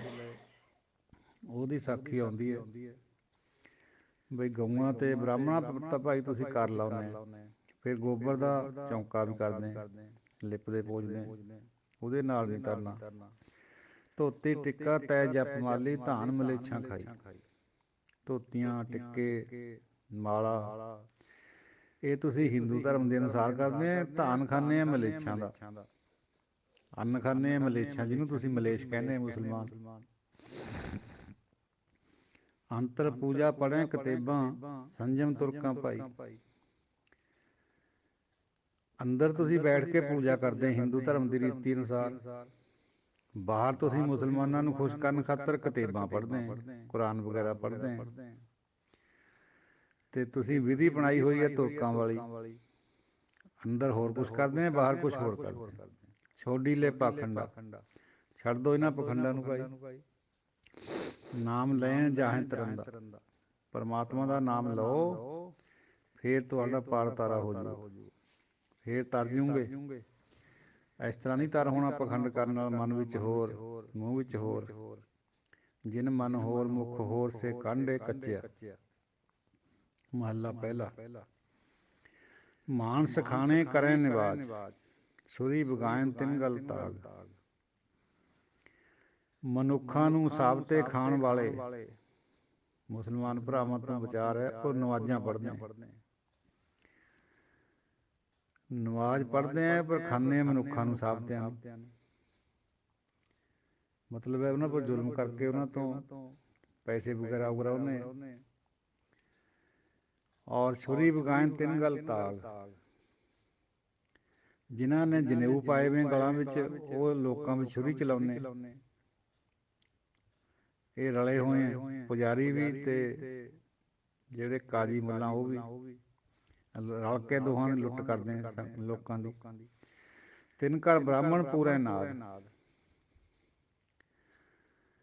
ਉਹਨਾਂ ਦੇ ਹੀ ਘਰਾਂ ਦੇ ਵਿੱਚ ਇਹ ਬ੍ਰਾਹਮਣ ਜਾ ਕੇ ਸ਼ੰਖ ਵਜਾਉਂਦੇ, ਮੁਸਲਮਾਨਾਂ ਦੇ ਵੀ ਔਰ ਹਿੰਦੂਆਂ ਦੇ ਵੀ ਨਾਦ ਪੂਰਦੇ।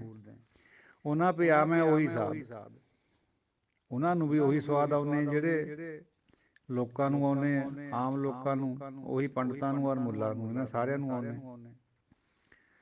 ਕੂੜੀ ਰਾਸ ਕੂੜਾ ਵਪਾਰ, ਇਹ ਸਭ ਕੁਛ ਕੂੜ ਹੈ ਭਾਈ। ਇਹ ਵਪਾਰ ਵੀ ਝੂਠਾ ਹੈ, ਇਹ ਰਾਸ਼ੀ ਵੀ ਝੂਠੀ ਹੈ, ਧਰਮ ਦੀ ਜਿਹੜੀ ਬਣਾਈ ਵੀ ਇਹਨਾਂ ਨੇ। ਕੂੜ ਬੋਲ ਕਰੇ ਆਹਾਰ, ਇਹ ਝੂਠ ਬੋਲ ਬੋਲ ਕੇ ਆਪਣਾ ਰੋਟੀ ਪਾਣੀ ਦਾ ਇੰਤਜ਼ਾਮ ਕਰਦੇ, ਖਾਂਦੇ। ਸ਼ਰਮ ਧਰਮ ਕਾ ਡੇਰਾ ਦੂਰ, ਸ਼ਰਮ ਧਰਮ ਤਾਂ ਪੱਲੇ ਰਿਹਾ ਨਹੀਂ, ਉਹ ਤਾਂ ਡੇਰਾ ਦੂਰ ਚਲਾ ਗਿਆ। ਨਾਨਕ ਕੂੜ ਰਿਹਾ ਭਰਪੂਰ, ਕੇਵਲ ਝੂਠ ਦਾ ਵਰਤਾਰਾ ਹੋ ਗਿਆ। ਚਾਰ ਚਫੇਰੇ ਪੂਰਨਮਾਸ਼ੀ ਹਟ ਗਈ, ਚੰਦਰਮਾ ਹਟ ਗਿਆ, ਮੱਸਿਆ ਦੀ ਕਾਲੀ ਰਾਤ ਬਣੀ ਪਈ ਹੈ। ਕੂੜ ਅਮਾਵਸ ਸੱਚ ਚੰਦਰਮਾ ਦੀਸੈ ਨਾਹੀਂ ਕਹਿ ਚੜਿਆ। ਮੱਥੇ ਟਿੱਕਾ ਤੇੜ ਧੋਤੀ ਕਖਾਈ, ਮੱਥੇ ਪਰ ਟਿੱਕਾ ਲਾਇਆ ਹੋਇਆ ਪੰਡਤ ਨੇ, ਔਰ ਤੇੜ ਧੋਤੀ ਗੇਰੂਏ ਰੰਗ ਦੀ ਪਾਈ ਹੋਈ ਹੈ। ਕਖਾਈ ਨੂੰ ਕਿਸੇ ਵਿਦਵਾਨਾਂ ਨੇ ਗੇਰੂਏ ਰੰਗ ਦੀ ਧੋਤੀ ਵੀ ਕਿਹਾ, ਤੇ ਕਿਸੇ ਨੇ ਇਹ ਵੀ ਕਿਹਾ ਵੀ ਉਹ ਜਿਹੜਾ ਲੜ ਛੱਡਦੇ ਆ ਨਾ ਧੋਤੀ ਦਾ, ਅਖੀਰਲੀ ਲੜ ਵਸਾ ਕੇ ਧੋਤੀ ਦੇ ਵਿੱਚ ਉੱਪਰ ਜਿੱਥੇ ਆਪਾਂ ਨਾਲਾ ਬੰਨ੍ਹਦੇ ਹੁੰਦੇ, ਉਹ ਲੜ ਛੱਡਣੇ ਨੂੰ ਕਹਿੰਦੇ ਕਕਸ਼ਾ, ਲੜ ਵਾਲੀ ਕਖਾਈ ਕਕਸ਼ਾ, ਯਾਨੀ ਲੜ ਛੱਡਿਆ ਹੋਇਆ ਧੋਤੀ। ਇਹ ਇੱਕ ਖਾਸ ਕਿਸਮ ਦੀ ਹੁੰਦੀ ਹੈ ਜਦੋਂ ਵੀ ਪੂਜਾ ਵਗੈਰਾ ਕਰਦੇ। ਹੱਥ ਛੁਰੀ ਜਗਤ ਕਸਾਈ, ਹੱਥ ਵਿੱਚ ਛੁਰੀ ਫਕੜੀ ਹੋਈ ਹੈ ਲੋਕਾਂ ਨੂੰ ਮਾਰਨ ਖਾਤਰ, ਜਗਤ ਦੇ ਕਸਾਈ ਬਣੇ ਹੋਏ। ਨੀਲ ਵਸਤਰ ਪਹਿਰ ਹੋਵੇਂ ਪ੍ਰਵਾਨ, ਮੁਸਲਮਾਨ ਉਹਨਾਂ ਦਿਨਾਂ 'ਚ ਨੀਲੇ ਵਸਤਰ ਪਾਉਂਦੇ ਸੀਗੇ। ਉਹਨਾਂ ਦੇ ਵਿੱਚ ਨਿਗਾਹ ਵਿੱਚ ਚੜ੍ਹਨ ਖਾਤਰ ਆਪ ਵੀ ਪੰਡਿਤ ਲੋਕ ਨੀਲੇ ਵਸਤਰ ਪਾ ਰਹੇ। ਮਲੇਸ਼ ਧਾਨ ਲੈ ਪੂਜੇ ਪ੍ਰਾਣ, ਜਿਨ੍ਹਾਂ ਨੂੰ ਮਲੇਸ਼ ਕਹਿੰਦੇ ਉਹਨਾਂ ਦਾ ਹੀ ਧਾਨ ਲੈ ਕੇ ਆਪਣੇ ਪ੍ਰਾਣਾਂ ਦੀ ਪੂਜਾ ਕਰਦੇ। ਹੋ ਗਿਆ ਨਾ ਪਖੰਡ, ਕਹਿੰਦੇ ਉਹਨਾਂ ਨੂੰ ਬੁਰਾ ਮਲੇਸ਼, ਪਰ ਪੂਜਾ ਦਾ ਧਨ ਉਹਨਾਂ 'ਤੇ ਹੀ ਲੈਂਦੇ। ਅਭਾਖਿਆ ਕਾ ਕੁੱਠਾ ਬੱਕਰਾ ਖਾਣਾ, ਮੁਸਲਮਾਨੀ ਸ਼ਰ੍ਹਾ ਦੇ ਅਨੁਸਾਰ ਵੱਢਿਆ ਹੋਇਆ ਬੱਕਰਾ ਜੇਬਾ ਕਰਨਾ, ਜਿਹਨੇ ਥੋੜ੍ਹਾ ਥੋੜ੍ਹਾ ਕਰਕੇ ਹਲਾਲ ਕਰਨਾ ਕਹਿੰਦੇ ਉਹ। ਆਪਾਂ ਆਖਿਆ ਇਸ ਕਰਕੇ ਫਰਮਾਇਆ ਵੀ ਅਰਬੀ ਬੋਲੀ 'ਚ ਪੜ੍ਹਦੇ ਹੋ ਕਲਮਾਂ। ਤੋ ਪੰਡਤ ਉਹਨਾਂ ਨੂੰ ਮਲੇਸ਼ ਕਹਿੰਦਾ, ਉਹਨਾਂ ਦੀ ਭਾਖਿਆ ਨੂੰ ਵੀ ਬੁਰੀ ਕਹਿੰਦਾ। ਉਹਦਾ ਪੜ੍ਹਿਆ ਹੋਇਆ, ਉਚਾਰਿਆ ਹੋਇਆ, ਹਲਾਲ ਕਰਿਆ ਹੋਇਆ ਬੱਕਰਾ ਆਪ ਖਾਂਦਾ। ਫਿਰ ਚੌਂਕੇ ਉੱਪਰ ਕਿਸੇ ਨਾ ਜਾਣਾ। ਉਹ ਕਹਿੰਦਾ ਵੀ ਮੇਰੇ ਚੌਕੇ ਪਰ ਕੋਈ ਨਾ ਆਇਓ, ਪਵਿੱਤਰ ਚੌਂਕਾ ਹੈ। ਦੇ ਕੇ ਚੌਂਕਾ ਕੱਢੀ ਕਾਰ, ਚੌਂਕਾ ਬਣਾ ਕੇ ਗੋਹੇ ਦਾ ਲਿਪਣ ਪੋਚਣ ਕਰਕੇ ਉਹਦੇ ਆਲੇ ਦੁਆਲੇ ਕਾਰ ਕੱਢ ਦਿੰਦਾ। ਫਿਰ ਇਹ ਲੀਕ ਕੱਢਣੇ ਨੂੰ ਕਹਿੰਦੇ। ਉਹ ਕਹਿ ਦਿੰਦਾ ਵੀ ਇਹ ਪਵਿੱਤਰ ਹੈ, ਹੁਣ ਇਹਦੇ 'ਚ ਕੋਈ ਜਗ੍ਹਾ ਕੋਈ ਹੱਥ ਪੈਰ ਨਾ ਰੱਖ ਦਿਓ। ਉੱਪਰ ਆਏ ਬੈਠੇ ਕੂੜਿਆਰ, ਉਹ ਕੂੜੇ ਪੰਡਤ ਉੱਪਰ ਆ ਕੇ ਝੂਠਾ ਬੈਠ ਜਾਂਦਾ। ਮੱਤ ਪਿੱਟੈ ਵੇ ਮੱਤ ਪਿੱਟੈ, ਇਹ ਅੰਨ ਸਾਡਾ ਫਿੱਟੈ। ਫਿਰ ਇਹ ਵੀ ਕਹਿੰਦਾ ਵੀ ਹੁਣ ਕੋਈ ਪਿੱਟਿਓ ਨਾ ਇਸ ਚੌਂਕੇ ਨੂੰ, ਸਾਡਾ ਅੰਨ ਨਾ ਕਿਤੇ ਫਿੱਟ ਜਾਵੇ। ਪਵਿੱਤਰਤਾ ਸੁੱਚਮ ਪਖੰਡ ਵਾਲੀ ਸੁੱਚਮ ਧਾਰੀ ਹੋਈ ਹੈ। ਤਨ ਫਿੱਟੈ ਫੇੜ ਕਰੇਨ, ਫਿੱਟੇ ਹੋਏ ਤਨ ਨਾਲ ਪਾਪ ਕਰਦਾ ਹੈ। ਫੇੜ ਹੁੰਦੇ ਬੁਰੇ ਕਰਮ। ਮਨ ਜੂਠੈ ਝੁੱਲੀ ਭਰੇਨ, ਮਨ ਵਿੱਚ ਜੂਠੇ ਹੈ, ਪੰਡਤ ਜੂਠਾ ਹੈ। ਉਂਝ ਚੁੱਲੀਆਂ ਭਰ ਭਰ ਕੇ ਕੁਰਲੀਆਂ ਕਰਦਾ ਹੈ। ਇਹ ਇੱਕ ਖਾਸ ਕਿਸਮ ਦੀ ਰਸਮ ਹੁੰਦੀ ਹੈ। ਪੰਡਤ ਚੂਲੀ ਕਰਕੇ ਹੇਠਾਂ ਉੱਪਰ ਤੋਂ ਆਪਣੇ ਜਜਮਾਨ ਤੋਂ ਪਾਣੀ ਪਵਾਈ ਜਾਂਦਾ ਅਤੇ ਹਰ ਵਾਰੀ ਕੁਰਲੀ ਕਰਕੇ ਬਾਹਰ ਕੱਢੀ ਜਾਂਦਾ। ਉਹ ਕਈ ਵਾਰ ਕਰਦਾ, 20-50 ਵਾਰ ਇਸ ਤਰ੍ਹਾਂ। ਉਹਨੂੰ ਚੁੱਲੀ ਭਰਨਾ ਕਹਿੰਦੇ। ਨਾਨਕ ਚੁੱਲੀਆਂ ਸੁੱਚੀਆਂ ਜੇ ਭਰ ਜਾਣੇ ਕੋਏ, ਇਹ ਵਚਨ ਗੁਰੂ ਨਾਨਕ ਸਾਹਿਬ ਨੇ ਹੋਰ ਜਗ੍ਹਾ ਵੀ ਉਚਾਰਿਆ ਹੋਇਆ ਵੀ ਸੱਚੀਆਂ ਚੁੱਲੀਆਂ ਭਰ ਪੰਡਤ, ਇਹ ਜੂਠੀਆਂ ਚੁੱਲੀਆਂ ਦਾ ਕੋਈ ਲਾਭ ਨਹੀਂ ਹੈ। ਕਹੋ ਨਾਨਕ ਸੱਚ ਧਿਆਈਐ, ਸੁੱਚ ਹੋਵੈ ਤਾਂ ਸੱਚ ਪਾਈਐ। ਜੇ ਸੱਚ ਨੂੰ ਧਿਆਵਾਂਗੇ, ਹੇ ਨਾਨਕ ਫਰਮਾਉਨੇ ਪਾਤਸ਼ਾਹ, ਜੇ ਸੱਚ ਨੂੰ ਧਿਆਵਾਂਗੇ ਫਿਰ ਅੰਦਰ ਦੀ ਸੁੱਚਮ ਹੋਣੀ ਹੈ। ਫਿਰ ਉਹਦੇ ਸੁੱਚਮ ਦੇ ਵਿੱਚੋਂ ਪਰਮਾਤਮਾ ਨੂੰ ਧਿਆ, ਫਿਰ ਤੈਨੂੰ ਉਹ ਮਿਲ ਜੂਗਾ। ਇੱਕ ਗੁਰਬਾਣੀ 'ਚ ਤੁਕ ਆਉਂਦੀ, ਸਾਧ ਸੰਗਤ ਜੀ ਮਹਾਂਵਾਕ, ਜਬ ਸਾਚ ਅੰਦਰ ਹੋਏ ਸਾਚਾ, ਤਾਮ ਸਾਚਾ ਪਾਈਏ। ਜਦੋਂ ਸੱਚ ਦੇ ਵਿੱਚ ਅੰਦਰ ਤੋਂ ਸੱਚਾ ਹੁੰਦਾ ਬੰਦਾ, ਫਿਰ ਪਰਮਾਤਮਾ ਮਿਲਦਾ ਹੈ। ਇਹ ਜਿਹੜੇ ਪ੍ਰੋਫੈਸਰ ਸਾਹਿਬ ਨੇ ਅਰਥ ਕਰੇ, ਇਹਦੇ ਸੁੱਚ ਹੋਵੇ ਤਾਂ ਸੱਚ ਪਾਈਏ। ਇੱਕ ਤਾਂ ਇਹਦੇ 'ਚ ਪਾਠ ਦੀ ਲੈਟ ਉੱਡਦੀ ਹੈ। ਨੰਬਰ 2, ਜੇ ਸੱਚ ਪਾਏ ਲਿਆ ਤਾਂ ਉਹ ਸੁੱਚਮ ਦਾ ਮਤਲਬ ਕਿਆ ਰਹਿ ਜਾਂਦਾ ਫਿਰ। ਹਾਲਾਂਕਿ ਉਹ ਜਿਹੜਾ ਪ੍ਰਸੰਗ ਹੈ ਉੱਥੇ ਸੁੱਚਮ ਦਾ ਹੀ ਚੱਲਦਾ ਹੈ, ਪਰ ਆ ਜਿਹੜੀ ਉੱਪਰ ਵਿਚਾਰ ਆ ਰਹੀ ਹੈ ਸੁੱਚਮ ਪੰਡਤ ਦੀ, ਪਰ ਗੁਰੂ ਨਾਨਕ ਪਾਤਸ਼ਾਹ ਫਰਮਾਉਂਦੇ ਵੀ ਸੁੱਚਮ ਤਾਂ ਹੀ ਹੋਣੀ ਹੈ ਭਾਈ ਜੇ ਅੰਦਰ ਸੱਚਾ ਪਾ ਲਿਆ। ਇਹ ਜਿਹੜੀ ਬਾਹਰ ਦੀ ਸੁੱਚ ਭੇਂਟ ਹੈ, ਪਿੱਟਣਾ ਹੈ, ਇਹ ਬੇਕਾਰ ਦੀਆਂ ਗੱਲਾਂ ਤੁਹਾਡੀਆਂ। ਪੌੜੀ ਚਿੱਤੈ ਅੰਦਰ ਸਭ ਕੋ ਵੇਖ ਨਦਰੀ ਹੇਠ ਚਲਾਇੰਦਾ। ਉਹ ਵਾਹਿਗੁਰੂ, ਉਹ ਰਾਮ, ਸਭ ਕੁਛ ਉਹਦੇ ਚਿੱਤ ਵਿੱਚ ਹੈ। ਉਹ ਦੇਖ ਰਿਹਾ ਹੈ, ਆਪਣੀ ਨਜ਼ਰ ਦੇ ਹੇਠ ਸਭ ਨੂੰ ਚਲਾ ਰਿਹਾ ਹੈ। ਸਭ ਨੇ ਛਾਲਾਂ ਮਾਰੀਆਂ, ਕਰਤਾ ਕਰੇ ਸੋਵੇ। ਸਭ ਨੂੰ ਤੇਰੇ ਹੁਕਮ ਵਿੱਚ ਚੱਲਣਾ ਪੈ ਰਿਹਾ, ਤੂੰ ਸਭ ਨੂੰ ਵੇਖ ਰਿਹਾ। ਆਪੇ ਦੇ ਵਡਿਆਈਆਂ ਆਪੇ ਹੀ ਕਰਮ ਕਰਾਏਂਦਾ। ਜਿਹੜੇ ਜੀਵ ਕਰਮ ਕਰਦੇ ਹੈ ਔਰ ਉਹਨਾਂ ਨੂੰ ਵਡਿਆਈ ਵੀ ਮਿਲਦੀ ਹੈ, ਉਹ ਸਭ ਤੇਰਾ ਹੁਕਮ ਹੈ। ਤੇਰੇ ਕਰਮ ਕਰਕੇ ਹੀ ਜੀਵਾਂ ਦੀ ਵਡਿਆਈ ਹੁੰਦੀ ਹੈ। ਜਦ ਤੂੰ ਕਰਮ ਕਰਦਾ ਹੈ ਤਾਂ ਉਹ ਲੋਕ ਚੰਗੇ ਕਰਮ ਕਰਦੇ ਹੈ। ਚੰਗੇ ਕਰਮ ਤੋਂ ਮਤਲਬ ਹੈ ਨਾਮ ਜਪਣ ਵਾਲੇ, ਫਿਰ ਉਹਨਾਂ ਨੂੰ ਵਡਿਆਈ ਮਿਲਦੀ ਹੈ। ਵੱਡੋਂ ਵੱਡਾ ਵੱਡ ਮੇਦਨੀ, ਸਿਰੇ ਸਿਰ ਧੰਦਾ ਲਾਇੰਦਾ। ਮੇਦਨੀ ਦੁਨੀਆ ਨੂੰ ਕਹਿੰਦੇ ਧਰਤੀ ਨੂੰ। ਸਭ ਤੋਂ ਵੱਡਾ ਧਰਤੀ ਦਾ ਸਭ ਤੋਂ ਵੱਡਾ ਪਰਮਾਤਮਾ ਸਭ ਨੂੰ ਸਿਰੇ ਸਿਰ ਬਣਾ ਕੇ ਸਾਜ ਕੇ ਧੰਦੇ ਵਿੱਚ ਲਾਇਆ ਹੋਇਆ ਉਹਨੇ ਸਭ ਨੂੰ। ਨਦਰ ਪੱਠੀ ਜੇ ਕਰੇ ਸੁਲਤਾਨਾ ਘਾਹ ਕਰਾਏਂਦਾ। ਜੇ ਆਪਣੀ ਨਜ਼ਰ ਨੂੰ ਫੇਰ ਲਵੇ ਤਾਂ ਬੜੇ ਬੜੇ ਰਾਜਿਆਂ ਨੂੰ, ਸੁਲਤਾਨਾਂ ਨੂੰ ਘਾਹ ਦੀ ਤਰ੍ਹਾਂ ਬਣਾ ਦਿੰਦਾ, ਕੱਖੋਂ ਹੌਲਾ ਕਰ ਦਿੰਦਾ। ਇਹਦੇ ਪਿੱਛੇ ਸਾਧ ਸੰਗਤ ਜੀ, ਜਿਹੜੇ ਸਾਡੇ ਸਨਾਤਨੀ ਵਿਚਾਰਵਾਨ ਨੇ, ਉਹਨਾਂ ਨੇ ਇੱਕ ਸਾਖੀ ਵੀ ਘੜੀ ਹੈ ਵੀ ਕੋਈ ਬਾਦਸ਼ਾਹ ਘਾਹ ਦੀ ਤਿੜ ਮੂੰਹ 'ਚ ਪਾਈ ਬੈਠਾ ਸੀਗਾ, ਜਿਹੜਾ ਕਿਸੇ ਟਾਈਮ ਰਾਜਾ ਹੁੰਦਾ ਸੀਗਾ, ਮਾਫੀ ਮੰਗ ਰਿਹਾ ਸੀ ਉਹ ਵੀ ਮੈਂ ਘਾਹ ਮੂੰਹ 'ਚ ਲੈ ਕੇ ਤੇਰੇ ਤੋਂ ਮਾਫੀ ਮੰਗਦਾ। ਲੇਕਿਨ ਇੰਨਾ ਕੁਝ ਖਿੱਚ ਕੇ ਅਰਥ ਕਰਨ ਦੀ ਬਜਾਏ ਤਾਂ ਗੱਲ ਸਿੱਧੀ ਹੋਵੇ ਵੀ ਕੱਖੋਂ ਹੌਲੇ ਹੋ ਜਾਣਾ, ਮੁਹਾਵਰਾ ਵੀ ਹੈ ਪੰਜਾਬੀ 'ਚ। ਸੁਲਤਾਨ ਵੀ ਸਭ ਕੁਝ ਉਹਨਾਂ ਦਾ ਲੁੱਟ ਪੁੱਟ ਜਾਂਦਾ, ਕਈ ਵਾਰੀ ਗਰੀਬ ਹੋ ਜਾਂਦੇ, ਮੰਗਣ ਲੱਗ ਪੈਂਦੇ। ਧਰਤੀ ਤੇ ਆਕਾਸ਼ ਚੜਾਵੇ, ਚੜ੍ਹੇ ਆਕਾਸ਼ ਗਿਰਾਵੇ, ਜਲ ਤੇ ਥਲ ਕਰ, ਥਲ ਤੇ ਕੂਆ, ਕੂਪ ਤੇ ਮੇਰ ਕਰਾਵੇ।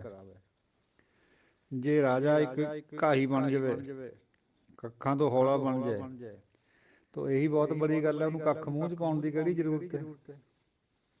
ਚਲੋ ਰਹੋ ਵਿਚਾਰ।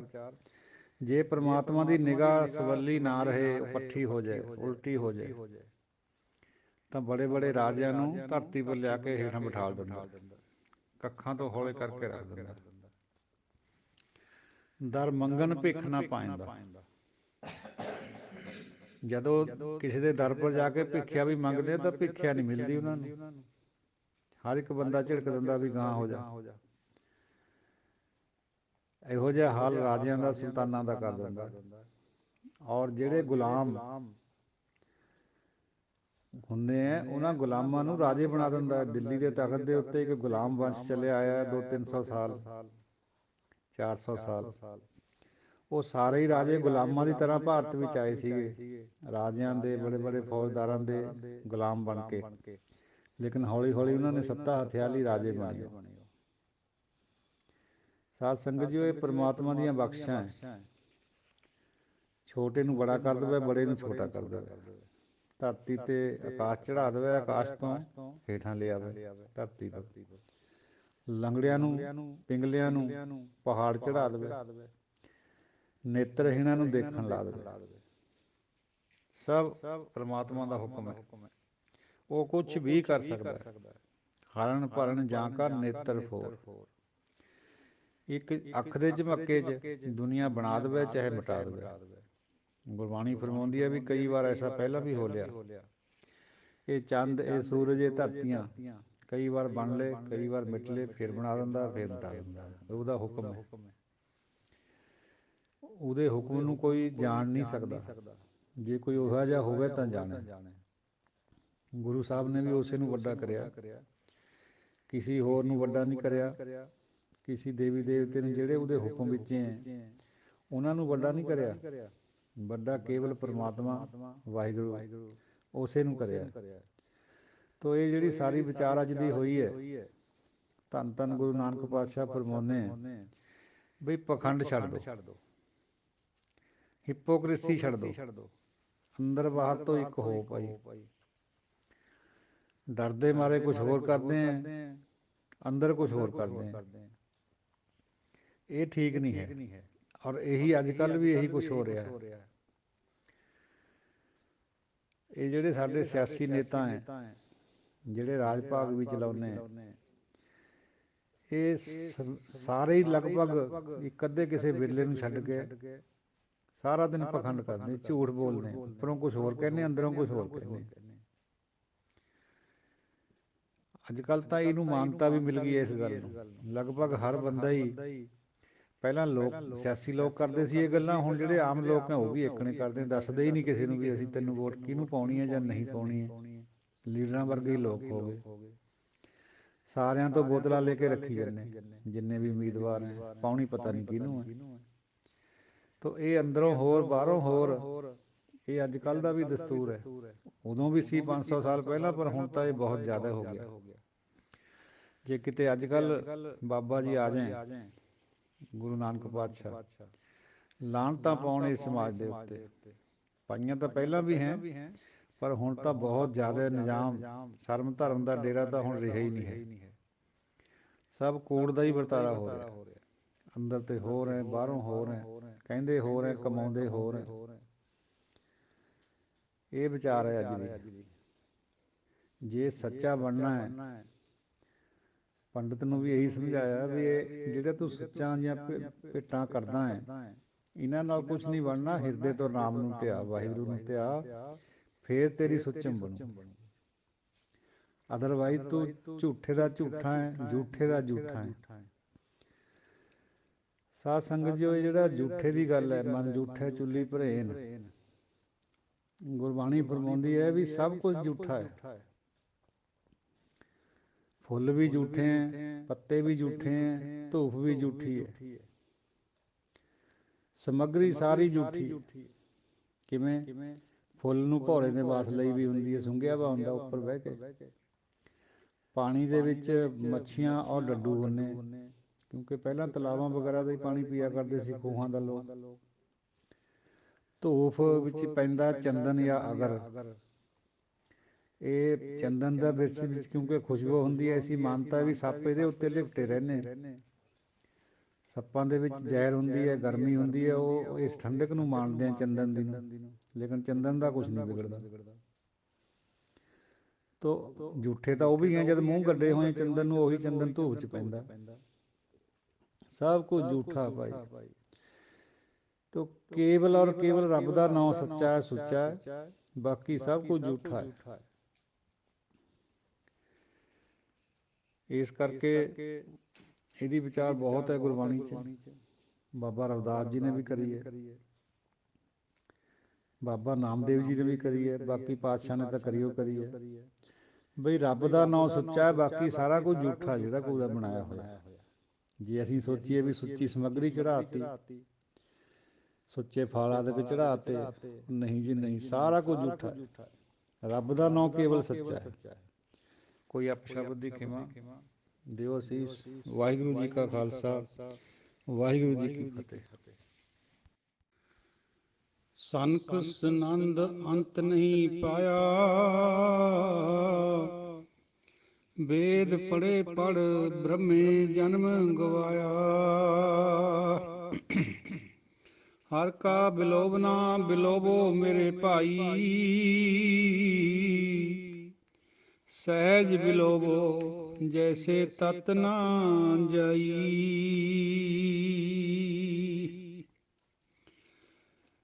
ਸ਼ਲੋਕ ਮਹਿਲਾ ਪਹਿਲਾ।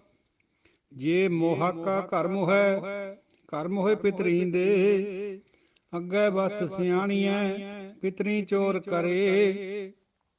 ਵੱਢੀਐ ਹੱਥ ਦਲਾਲ ਕੇ ਮੁਸਪੀਏ ਕਰੇ, ਨਾਨਕ ਅੱਗੇ ਸੋ ਮਿਲੈ ਜੇ ਖੱਟੇ ਕਾਲੇ ਦੇ। ਮਹਿਲਾ ਪਹਿਲਾ।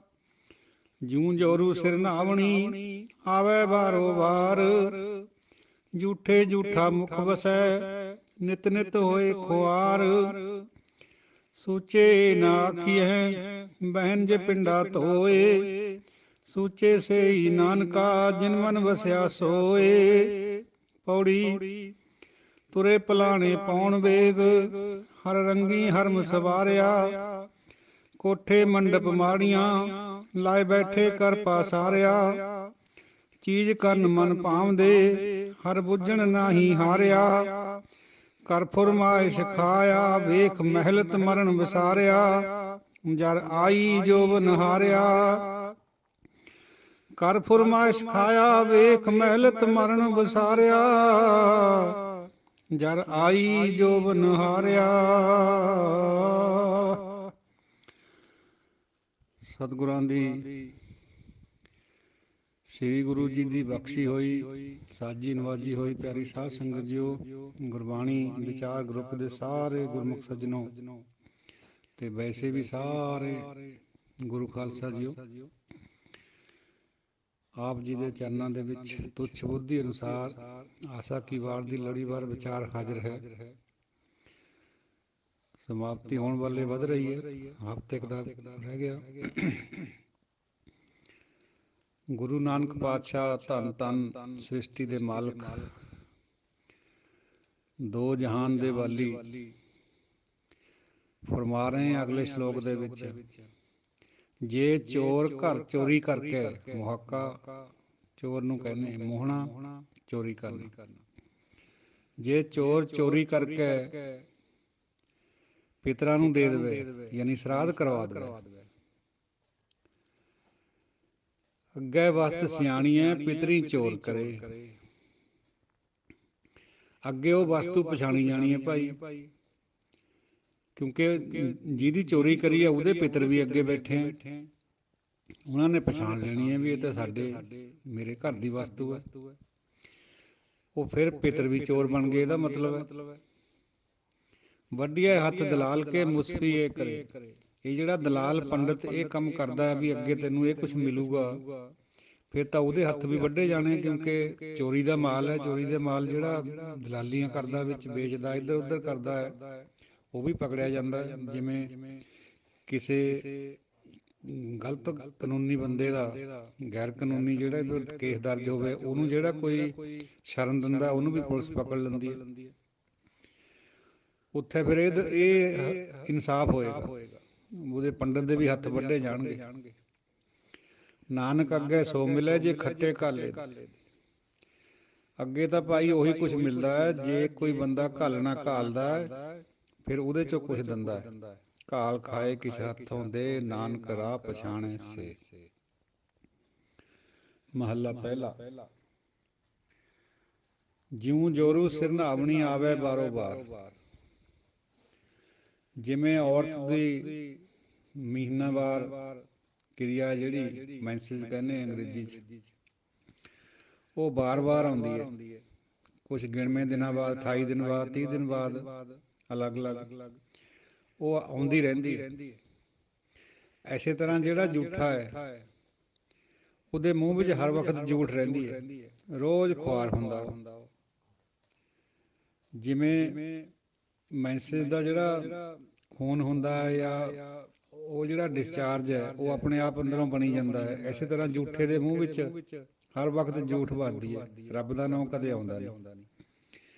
ਕਿਉਂਕਿ ਨਾਮ ਕਹਿਤ ਗੋਬਿੰਦ ਕਾ ਸੂਚੀ ਪਈ ਰਸਨਾ।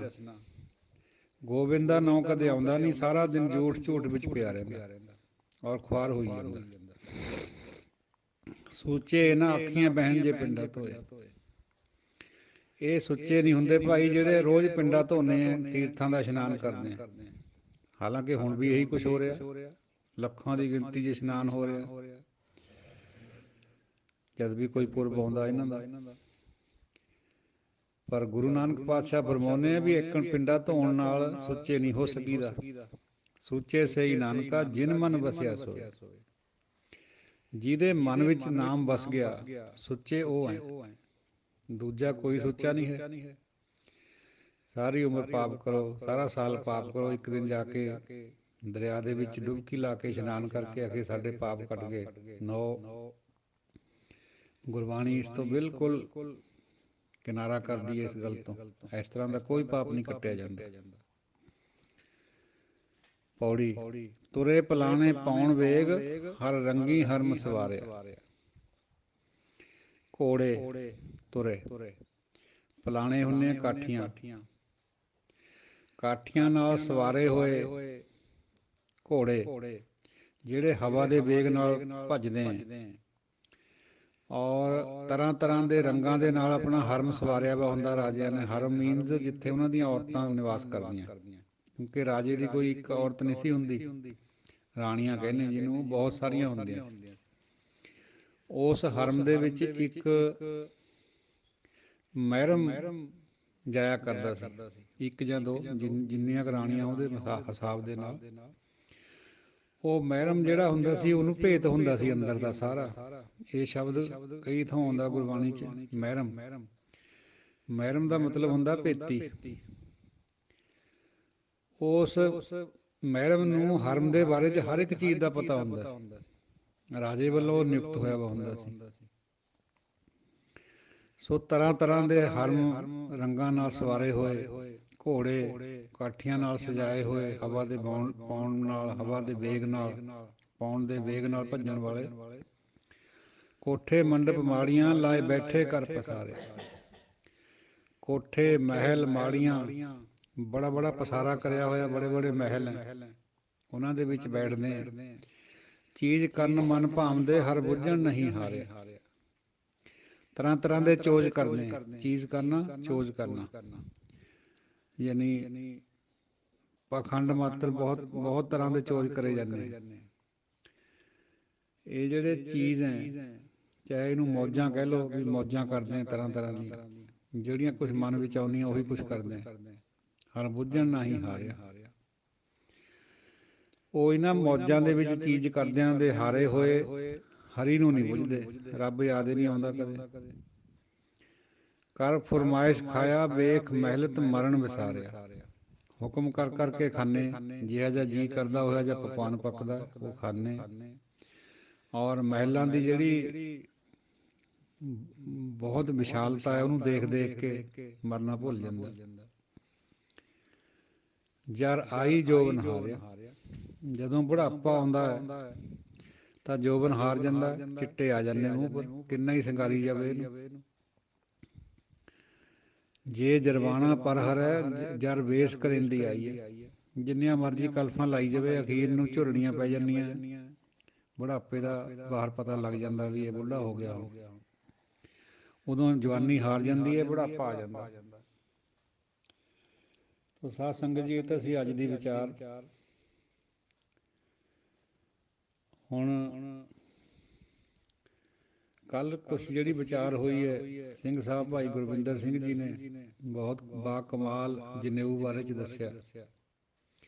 ਐਸੇ ਹੀ ਤਰੀਕੇ ਨਾਲ ਜਪਮਾਲਾ, ਜਿਹਨੂੰ ਆਪਾਂ ਜਪਮਾਲੀ ਕਹਿ ਦਿੰਦੇ ਹਾਂ ਜਾਂ ਮਾਲਾ ਵੀ ਕਹਿ ਦਿੰਦੇ ਸਿੰਪਲੀ, ਉਹਦੇ ਬਾਰੇ ਵੀ ਇਸ ਤਰ੍ਹਾਂ ਹੀ ਕੁਛ ਹੈ। ਸਿੱਖ ਧਰਮ ਵਿੱਚ ਨਹੀਂ ਹੈ ਇਹ ਚੀਜ਼ਾਂ, ਇਹ ਪੰਡਤ ਦੀਆਂ ਬਣਾਈਆਂ ਹੋਈਆਂ। ਅਗੇ ਮਾਲਾ 108 ਮਣਕੇ ਦੀ ਹੋਣੀ ਚਾਹੀਦੀ ਹੈ, ਮਾਲਾ 55 ਮਣਕੇ ਦੀ ਹੋਣੀ ਚਾਹੀਦੀ ਹੈ, ਮਾਲਾ 25 ਮਣਕਿਆਂ ਦੀ ਹੋਣੀ ਚਾਹੀਦੀ ਹੈ। ਸਿਰੇ ਪਰ ਇੱਕ ਮੇਰ ਹੁੰਦਾ ਹੈ, ਮੋਟਾ ਮਣਕਾ। ਜਾਂ ਅੰਗਰੇਜ਼ਾਂ ਦੀ ਤਾਂ 150 ਮਣਕਿਆਂ ਦੀ ਹੁੰਦੀ ਹੈ, ਪਾਦਰੀਆਂ ਦੀ 10-10 ਮਣਕਿਆਂ ਬਾਅਦ ਇੱਕ ਇੱਕ ਮੇਰ ਆਉਂਦਾ ਉਹਨਾਂ ਦਾ।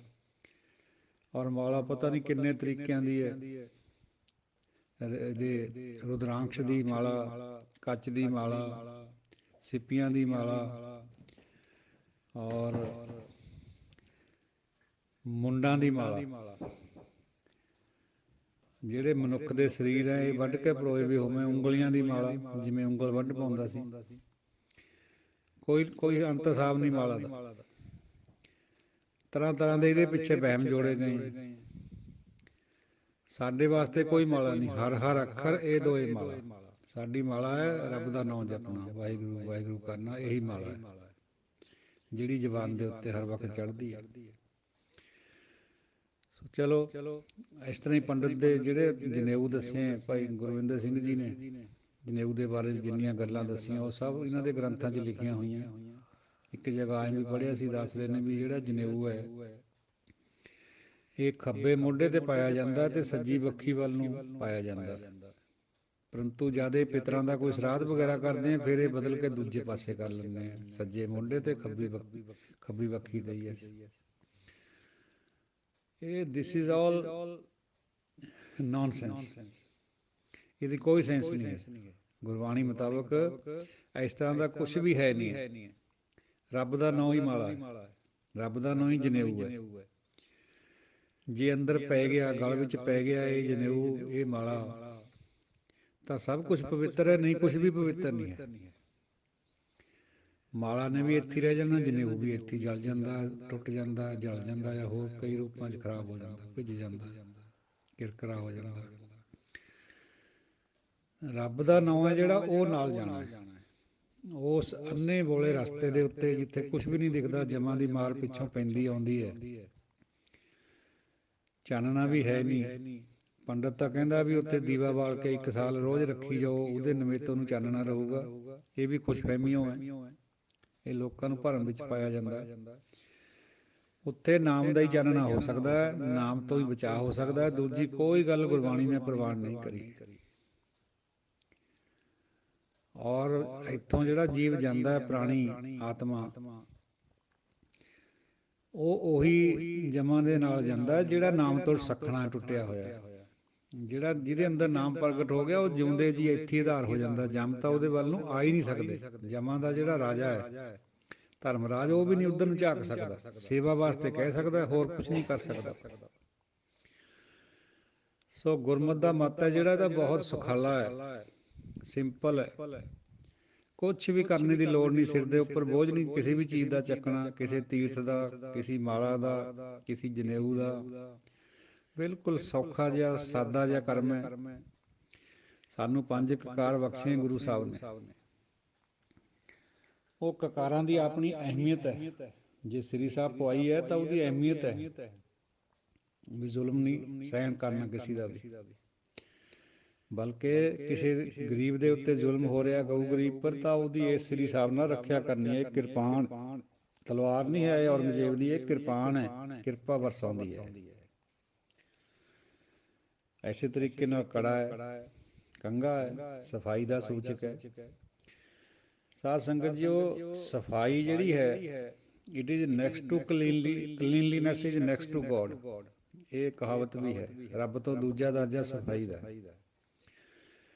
ਗੁਰਬਾਣੀਕਾਰਾਂ ਨੇ ਸਫਾਈ ਉੱਪਰ ਜ਼ੋਰ ਦਿੱਤਾ, ਲੇਕਿਨ ਇਕੱਲੇ ਸਰੀਰ ਦੀ ਸਫਾਈ ਦੇ ਨਾਲ ਰੱਬ ਨੂੰ ਜੋੜ ਲੈਣਾ, ਉਹ ਗੱਲ ਨੂੰ ਖੰਡਨ ਕਰਿਆ। ਸਫਾਈ ਤਾਂ ਨਿਤ ਕੰਘਾ ਕਰਨਾ, ਵਿੱਚ ਰੱਖਣਾ ਕੇਸਾਂ ਦੇ, ਤਾਂ ਰੋਜ਼ ਦਾ ਕਰਮ ਹੈ ਸਿੱਖ ਦਾ। 2 ਵਾਰ ਵੀ ਕੰਘਾ ਕਰਨ ਦਾ ਹੁਕਮ ਹੈ। ਔਰ ਸਰੀਰ ਦੇ ਕਿਸੇ ਵੀ ਜਿਹੜਾ ਅੰਗ ਹੈ ਉਹਨੂੰ ਛੇਦਣਾ ਨਹੀਂ, ਕੰਨਾਂ ਨੂੰ, ਨੱਕ ਨੂੰ, ਉਹਦੇ 'ਚ ਗਹਿਣਾ ਨਹੀਂ ਪਾਉਣਾ ਛੇਦ ਕੇ। ਕੜਾ ਲੋਹੇ ਦਾ ਪਾਉਣਾ, ਹੋਰ ਕਿਸੇ ਧਾਤ ਦਾ ਆਪਣੇ ਆਪ ਨੂੰ ਸ਼ੋਅ ਕਰਨ ਖਾਤਰ, ਜਿਵੇਂ ਸੋਨੇ ਵਗੈਰਾ ਦਾ ਜਾਂ ਮੋਟਾ ਕੜਾ ਬਣਾ ਕੇ ਪਾਉਣਾ ਕੀਮਤੀ, ਉਹ ਨਹੀਂ ਅਲਾਊਡ ਹੈ। ਸਿੰਪਲ ਸੋਨੇ ਦਾ, ਲੋਹੇ ਦਾ ਕੜਾ। ਇਸ ਤਰ੍ਹਾਂ ਕਛਹਿਰਾ ਜਿਹੜਾ ਹੈ, ਕੱਛ, ਇਹ ਸੱਤ ਦਾ ਸੂਚਕ ਹੈ, ਜੱਤ ਦਾ। ਜਿਹੜਾ ਬੰਦਾ ਜੱਤ ਕਛਹਿਰਾ ਪਾਉਂਦਾ ਉਹਨੂੰ ਜੱਤ ਰੱਖਣਾ ਹੀ ਚਾਹੀਦਾ ਹੈ। ਉਹਨੂੰ ਉਹਦੀ ਜਿਹੜੀ ਸੰਤੁਸ਼ਟੀ ਹੈ ਇੱਕ ਔਰਤ ਦੇ ਉੱਪਰ ਹੋਣੀ ਚਾਹੀਦੀ ਹੈ। ਇਸੇ ਤਰੀਕੇ ਨਾਲ ਔਰਤ ਪਰ ਲਾਗੂ ਹੈ। ਤਾਂ ਹਰ ਚੀਜ਼ ਦਾ ਕੋਈ ਭਾਵ ਹੈ, ਭਾਵਨਾ ਦੇ ਹਿਸਾਬ ਨਾਲ ਤਾਂ ਕਰਿਆ ਵਾ ਕਰਮ ਬਿਲਕੁਲ ਨੇਕ ਹੁੰਦਾ ਹੈ। ਬਿਨਾਂ ਹੀ ਭਾਵਨਾ ਤੋਂ, ਭਾਵੇਂ ਉਹਦੇ ਨਾਲ ਜੋੜੀਆਂ ਵੀ ਹੈ ਭਾਵਨਾਵਾਂ, ਉਹਨਾਂ ਨੇ ਵੀ ਜੋੜੀਆਂ ਇਸ ਤਰ੍ਹਾਂ ਦੀਆਂ, ਪਰ ਉਹ ਗੁਰੂ ਨਾਨਕ ਸਾਹਿਬ ਨਹੀਂ ਮੰਨਦੇ ਉਹਨਾਂ ਚੀਜ਼ਾਂ ਨੂੰ, ਨਾ ਹੀ ਕਬੀਰ ਜੀ ਮੰਨ ਰਹੇ, ਕੋਈ ਬਾਣੀਕਾਰ ਨਹੀਂ ਮੰਨਦਾ ਇਹਨਾਂ ਚੀਜ਼ਾਂ ਨੂੰ। ਸੋ ਸਿੰਪਲੀਸਿਟੀ ਦੇ ਵਿੱਚ ਰਹਿਣਾ ਹੈ। ਹਾਲਾਂਕਿ ਸਿੰਪਲੀਸਿਟੀ ਰੱਖਣੀ ਬਹੁਤ ਮੁਸ਼ਕਲ ਹੈ। ਕੰਪਲੈਕਸਿਟੀ ਵਿੱਚ ਜ਼ਿੰਦਗੀ ਜਿਉ ਰਿਹਾ ਬੰਦਾ ਸਾਰਾ ਦਿਨ, ਸੁਬਾਹ ਤੇ ਸ਼ਾਮ ਤਾਈਂ ਔਖੇ ਤੋਂ ਔਖੀ ਜ਼ਿੰਦਗੀ ਨੂੰ ਕਰੀ ਜਾ ਰਿਹਾ, ਸਿੰਪਲ ਨਹੀਂ ਬਣਦਾ ਕਦੇ ਵੀ। It is very very simple to be great, but it is very very difficult to be simple. ਮਹਾਨ ਹੋ ਜਾਣਾ ਤਾਂ ਸੌਖਾ ਹੈ, ਈਜ਼ੀ ਹੈ, ਪਰ ਸਿੰਪਲ ਹੋ ਜਾਣਾ ਬਹੁਤ ਮੁਸ਼ਕਲ ਹੈ। ਆਪਣੇ ਆਪ ਨੂੰ ਸਿੰਪਲ ਕਰਨਾ, ਦੇਖੋ ਅਸੀਂ ਸ਼੍ਰੀ ਅਖੰਡ ਪਾਠ ਸਾਹਿਬ ਕਰਾ ਕੇ 20-50 ਹਜ਼ਾਰ ਰੁਪਇਆ ਲਾ ਸਕਦੇ ਹਾਂ, ਲਾਉਨੇ, ਕਾਰਡ ਛਪਾਉਨੇ, ਬੜੀ ਕਰਦੇ, ਗੁਰੂ ਦੇ ਨਾਂ ਪਰ ਬੜੀ ਕਰਨ ਲੱਗ ਪਏ, ਔਰ ਮਨ ਭਾਉਂਦੇ ਚੀਜ਼ਾਂ ਪਕਵਾਨ ਬਣਾ ਕੇ ਸੰਗਤ ਨੂੰ ਪਰੋਸਦੇ। ਲੇਕਿਨ ਸਿੰਪਲ ਨਹੀਂ ਰਹਿ ਸਕਦੇ ਅਸੀਂ, ਰੋਜ਼ ਨਾਮ ਨਹੀਂ ਜਪ ਸਕਦੇ, ਜਿਹੜਾ ਬਿਲਕੁਲ ਸਿੰਪਲ ਗੱਲ ਹੈ, ਸਤਿਨਾਮ ਵਾਹਿਗੁਰੂ, ਇੰਨੀਓ ਗੱਲ ਹੈ, ਇਹ ਨਹੀਂ ਕਰ ਸਕਦੇ। ਤੋ ਸਿੰਪਲ ਜਿਉਣਾ, ਸਿੰਪਲ ਰਹਿਣਾ, ਸਿੰਪਲ ਵਰਤਣਾ, ਇਹ ਸਭ ਤੋਂ ਮੁਸ਼ਕਿਲ ਗੱਲ ਹੈ। ਸਗੋਂ ਮਖੌਲ ਕਰਦੇ ਜਿਹੜਾ ਸਿੰਪਲ ਰਹਿੰਦਾ, ਵੀ ਲੈ ਇਹ ਤਾਂ ਕੀਰਪਣਾ ਕਰਦਾ, ਜਾਂ ਇਹ ਤਾਂ ਕੰਜੂਸ ਹੈ। ਉਹ ਭਾਈ ਕੰਜੂਸ ਸ਼ਬਦ ਜਿਵੇਂ ਮਰਜ਼ੀ ਵਰਤ ਲਓ ਇਹਨੂੰ, ਪਰ ਸਿੰਪਲ ਰਹਿਣਾ ਤਾਂ ਰੱਬੀ ਹੋਣਾ ਹੈ, ਸਪਿਰਚੁਅਲ ਹੈ। ਸਿੰਪਲ ਬਹੁਤ ਮੁਸ਼ਕਿਲ ਤੇ ਰਿਹਾ ਜਾਂਦਾ। ਕੋਈ 10,000 ਦਾ ਜੋੜਾ ਤਾਂ ਪਾ ਲੂਗਾ ਕੰਪਲੈਕਸ ਬਣਾਉਣ ਖਾਤਰ, ਸਿੰਪਲ ਸਾਦੀ ਜੁੱਤੀ 150 ਨਹੀਂ ਪਾਉਣੀ ਹੈ। ਹਰ ਇੱਕ ਚੀਜ਼ ਦੇ ਵਿੱਚ ਕੰਪਲੈਕਸਿਟੀ ਹੈ, ਸੋਚਣ 'ਚ ਵੀ, ਵਰਤਣ 'ਚ ਵੀ, ਕਹਿਣ ਵਿੱਚ ਵੀ, ਪਹਿਨਣ ਵਿੱਚ ਵੀ, ਕਰਨ ਵਿੱਚ ਵੀ, ਸਭ ਜਗ੍ਹਾ ਕੰਪਲੈਕਸਿਟੀ ਹੈ। ਸਾਨੂੰ ਹਦਾਇਤ ਹੈ, ਸਸਤ ਵਖਰ ਤੂੰ ਘਿਨੈ ਨਾਹੀਂ, ਪਾਪੀ ਬੰਦਾ ਰਿਨਾਇਆ। ਸਸਤੀ ਵਸਤੂ ਖਰੀਦਦਾ ਨਹੀਂ ਤੂੰ, ਪਾਪੀ ਬਣਾ, ਤੂੰ ਸਸਤਾ ਸੌਦਾ ਤਾਂ ਕਰਦਾ ਨਹੀਂ। ਪਾਪੀ ਬੰਦਾ ਰਿਨਾਇਆ ਮੈਨੇ ਰਿਣ, ਤੂੰ ਹੋਰ ਰਿਣ ਆਪਣੇ ਉੱਪਰ ਚੜਾਈ ਜਾ ਰਿਹਾ ਕੰਪਲੈਕਸਿਟੀ ਦਾ। ਸਤਨਾਮ ਵਾਹਿਗੁਰੂ ਕਦੇ ਕਹਿੰਦਾ ਨਹੀਂ ਆ ਕੰਪਲੈਕਸ ਬੜੇ ਬੜੇ ਤੀਰਥਾਂ ਪਰ ਜਾਣਾ ਆਉਣਾ ਇਹ ਵੀ ਕੰਪਲੈਕਸਟੀ ਹੈ। परमात्मा तो अंदर है, वहाँ तो जाइए जो यहाँ न होए। रामानंद जी का फरमान,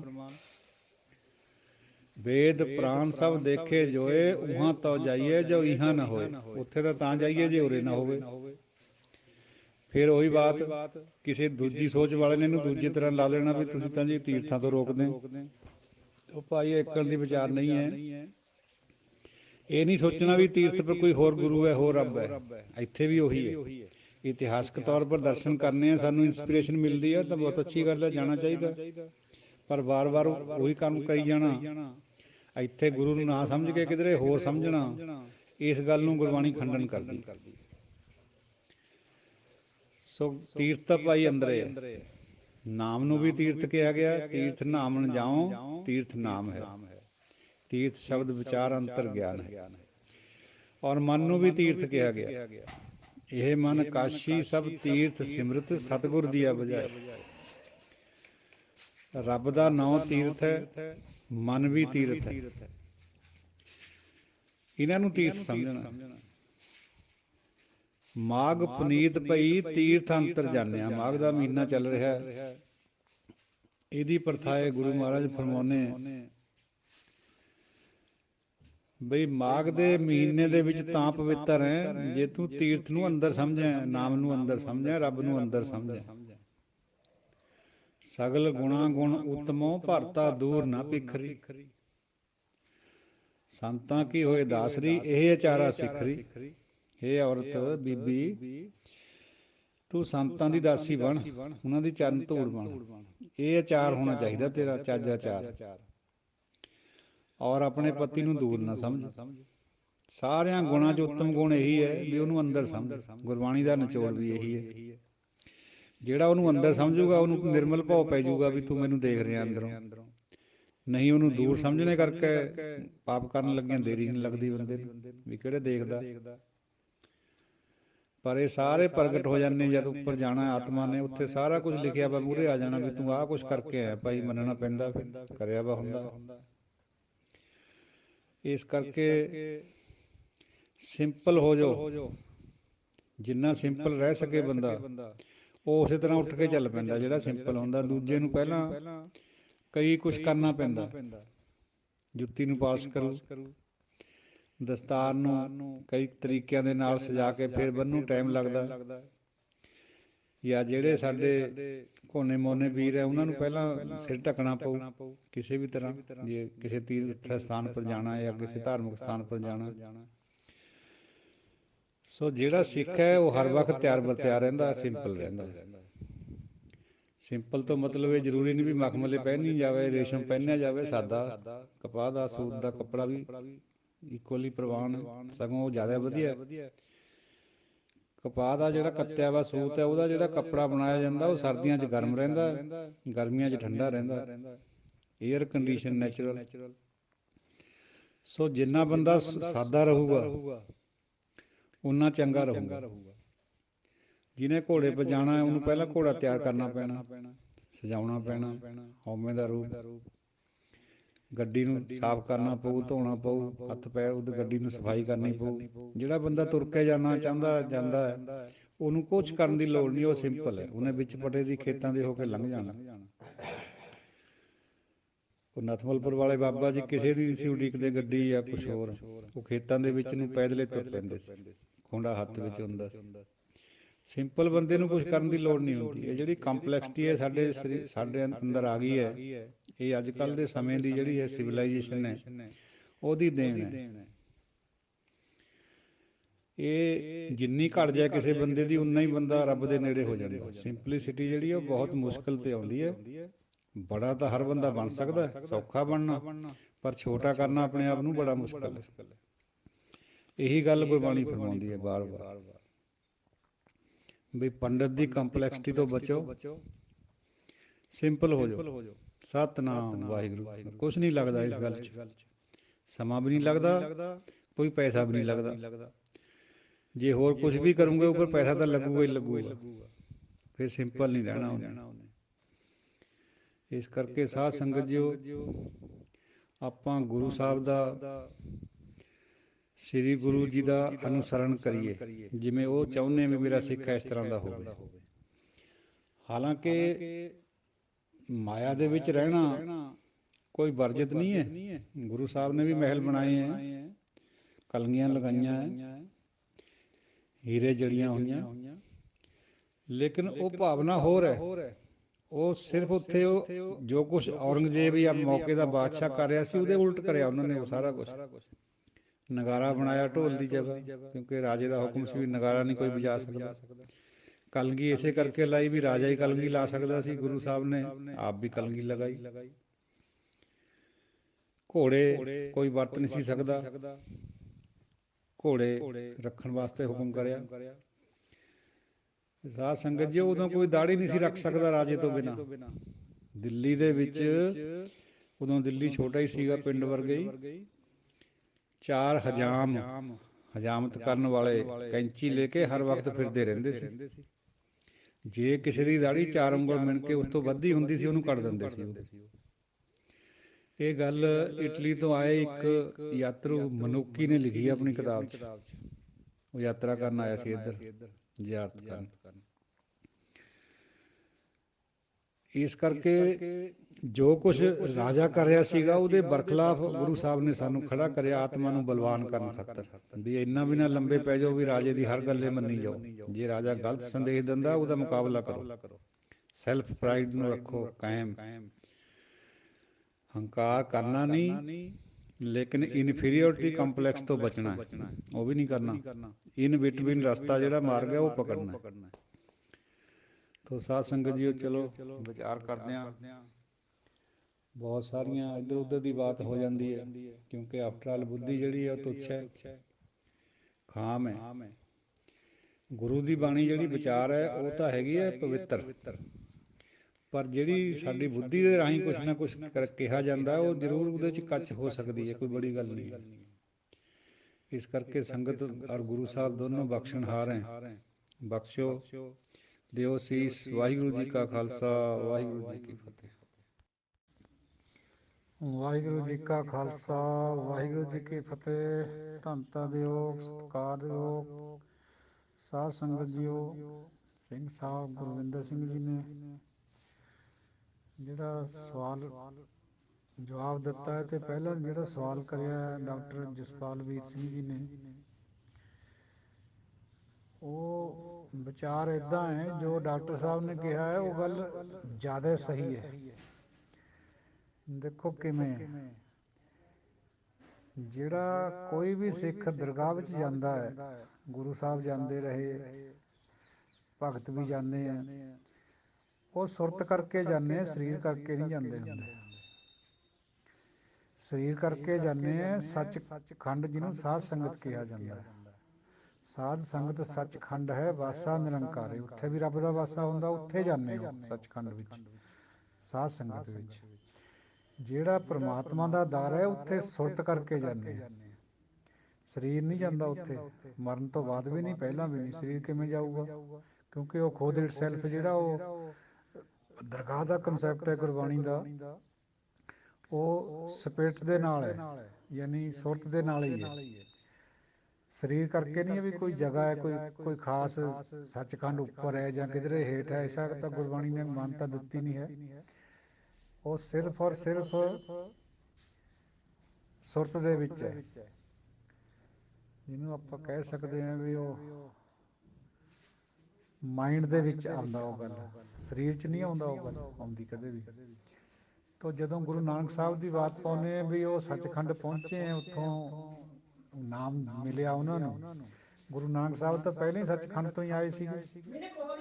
ਉਹ ਕਿਸੇ ਆਪਣੇ ਕਿਰਿਆ ਕਰਮ ਕਰਕੇ ਥੋੜ੍ਹੋ ਆਏ, ਉਹ ਤਾਂ ਭੇਜੇ ਗਏ ਪਰਮਾਤਮਾ ਦੇ ਹੁਕਮ ਵਿੱਚ ਆਪਣੇ। ਤਾਂ ਜਦੋਂ ਉਹ ਸਿੱਧੇ ਪਰਮਾਤਮਾ ਤੋਂ ਆਏ ਹੈ, ਪਹਿਲਾਂ ਹੀ ਨਾਮ ਉਹਨਾਂ ਦੇ ਪ੍ਰਾਪਤ ਸੀਗਾ। ਸਭ ਤੋਂ ਪਹਿਲਾਂ ਦੌਲਤਾਂ-ਦਾਈ ਨਾਲ ਉਹਨਾਂ ਨੇ ਦੌਲਤਾਂ-ਦਾਈ ਨੇ ਦਰਸ਼ਨ ਕਰੇ ਉਹਨਾਂ ਦੇ, ਅਤੇ ਉਹ ਨਿਹਾਲ ਹੋਈ। ਉਸ ਤੋਂ ਬਾਅਦ ਤੁਲਸਾ ਮਾਈ ਨਿਹਾਲ ਹੋਈ, ਫਿਰ ਜੈ ਰਾਮ ਜੀ ਨਿਹਾਲ ਹੋਏ, ਬੇਬੇ ਨਾਨਕੀ ਨਿਹਾਲ ਹੋਈ। ਇਹ ਸਾਰੀ ਉਹ ਜਿਹੜੀ ਪ੍ਰਕਰਮ ਹੈ, ਪ੍ਰਕਿਰਿਆ ਹੈ, ਇਹ ਪਹਿਲਾਂ ਦੀ ਹੈ। ਬੇਈ ਨਦੀ ਤੋਂ ਪ੍ਰਵੇਸ਼ ਦੀ। ਤਾਂ ਗੁਰੂ ਨਾਨਕ ਸਾਹਿਬ ਤਾਂ ਪਹਿਲਾਂ ਤੋਂ ਹੀ ਉਹਨਾਂ ਦਾ ਜਿਹੜਾ ਆਪਾਂ ਕਹਿੰਦੇ ਆ ਵੀ ਪ੍ਰਕਾਸ਼ ਹੋਇਆ ਹੈ, ਉਹ ਪ੍ਰਕਾਸ਼ ਵਿੱਚ ਇਹ ਸਭ ਗੱਲ ਲੁਕੀ ਹੋਈ ਹੈ। ਉਹ ਤਾਂ ਖੁਦੇ ਪਰਮਾਤਮਾ ਸੀਗੇ। ਗੁਰੂ ਪਰਮਾਤਮਾ ਹੁੰਦਾ ਹੈ।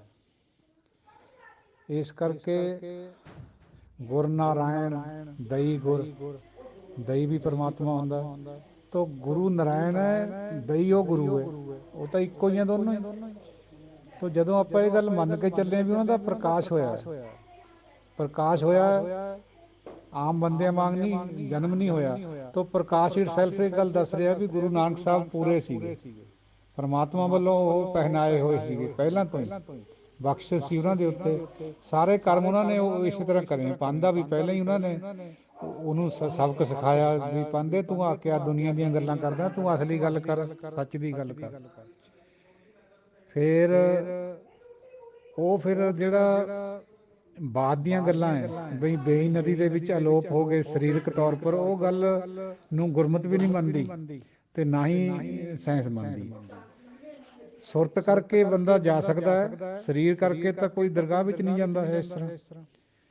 ਹਾਂ, ਜਿਹੜੀ ਦਰਗਾਹ ਸੱਚਖੰਡ ਹੈ, ਸਤ ਸੰਗਤ ਹੈ, ਉੱਥੇ ਜਾ ਸਕਦਾ।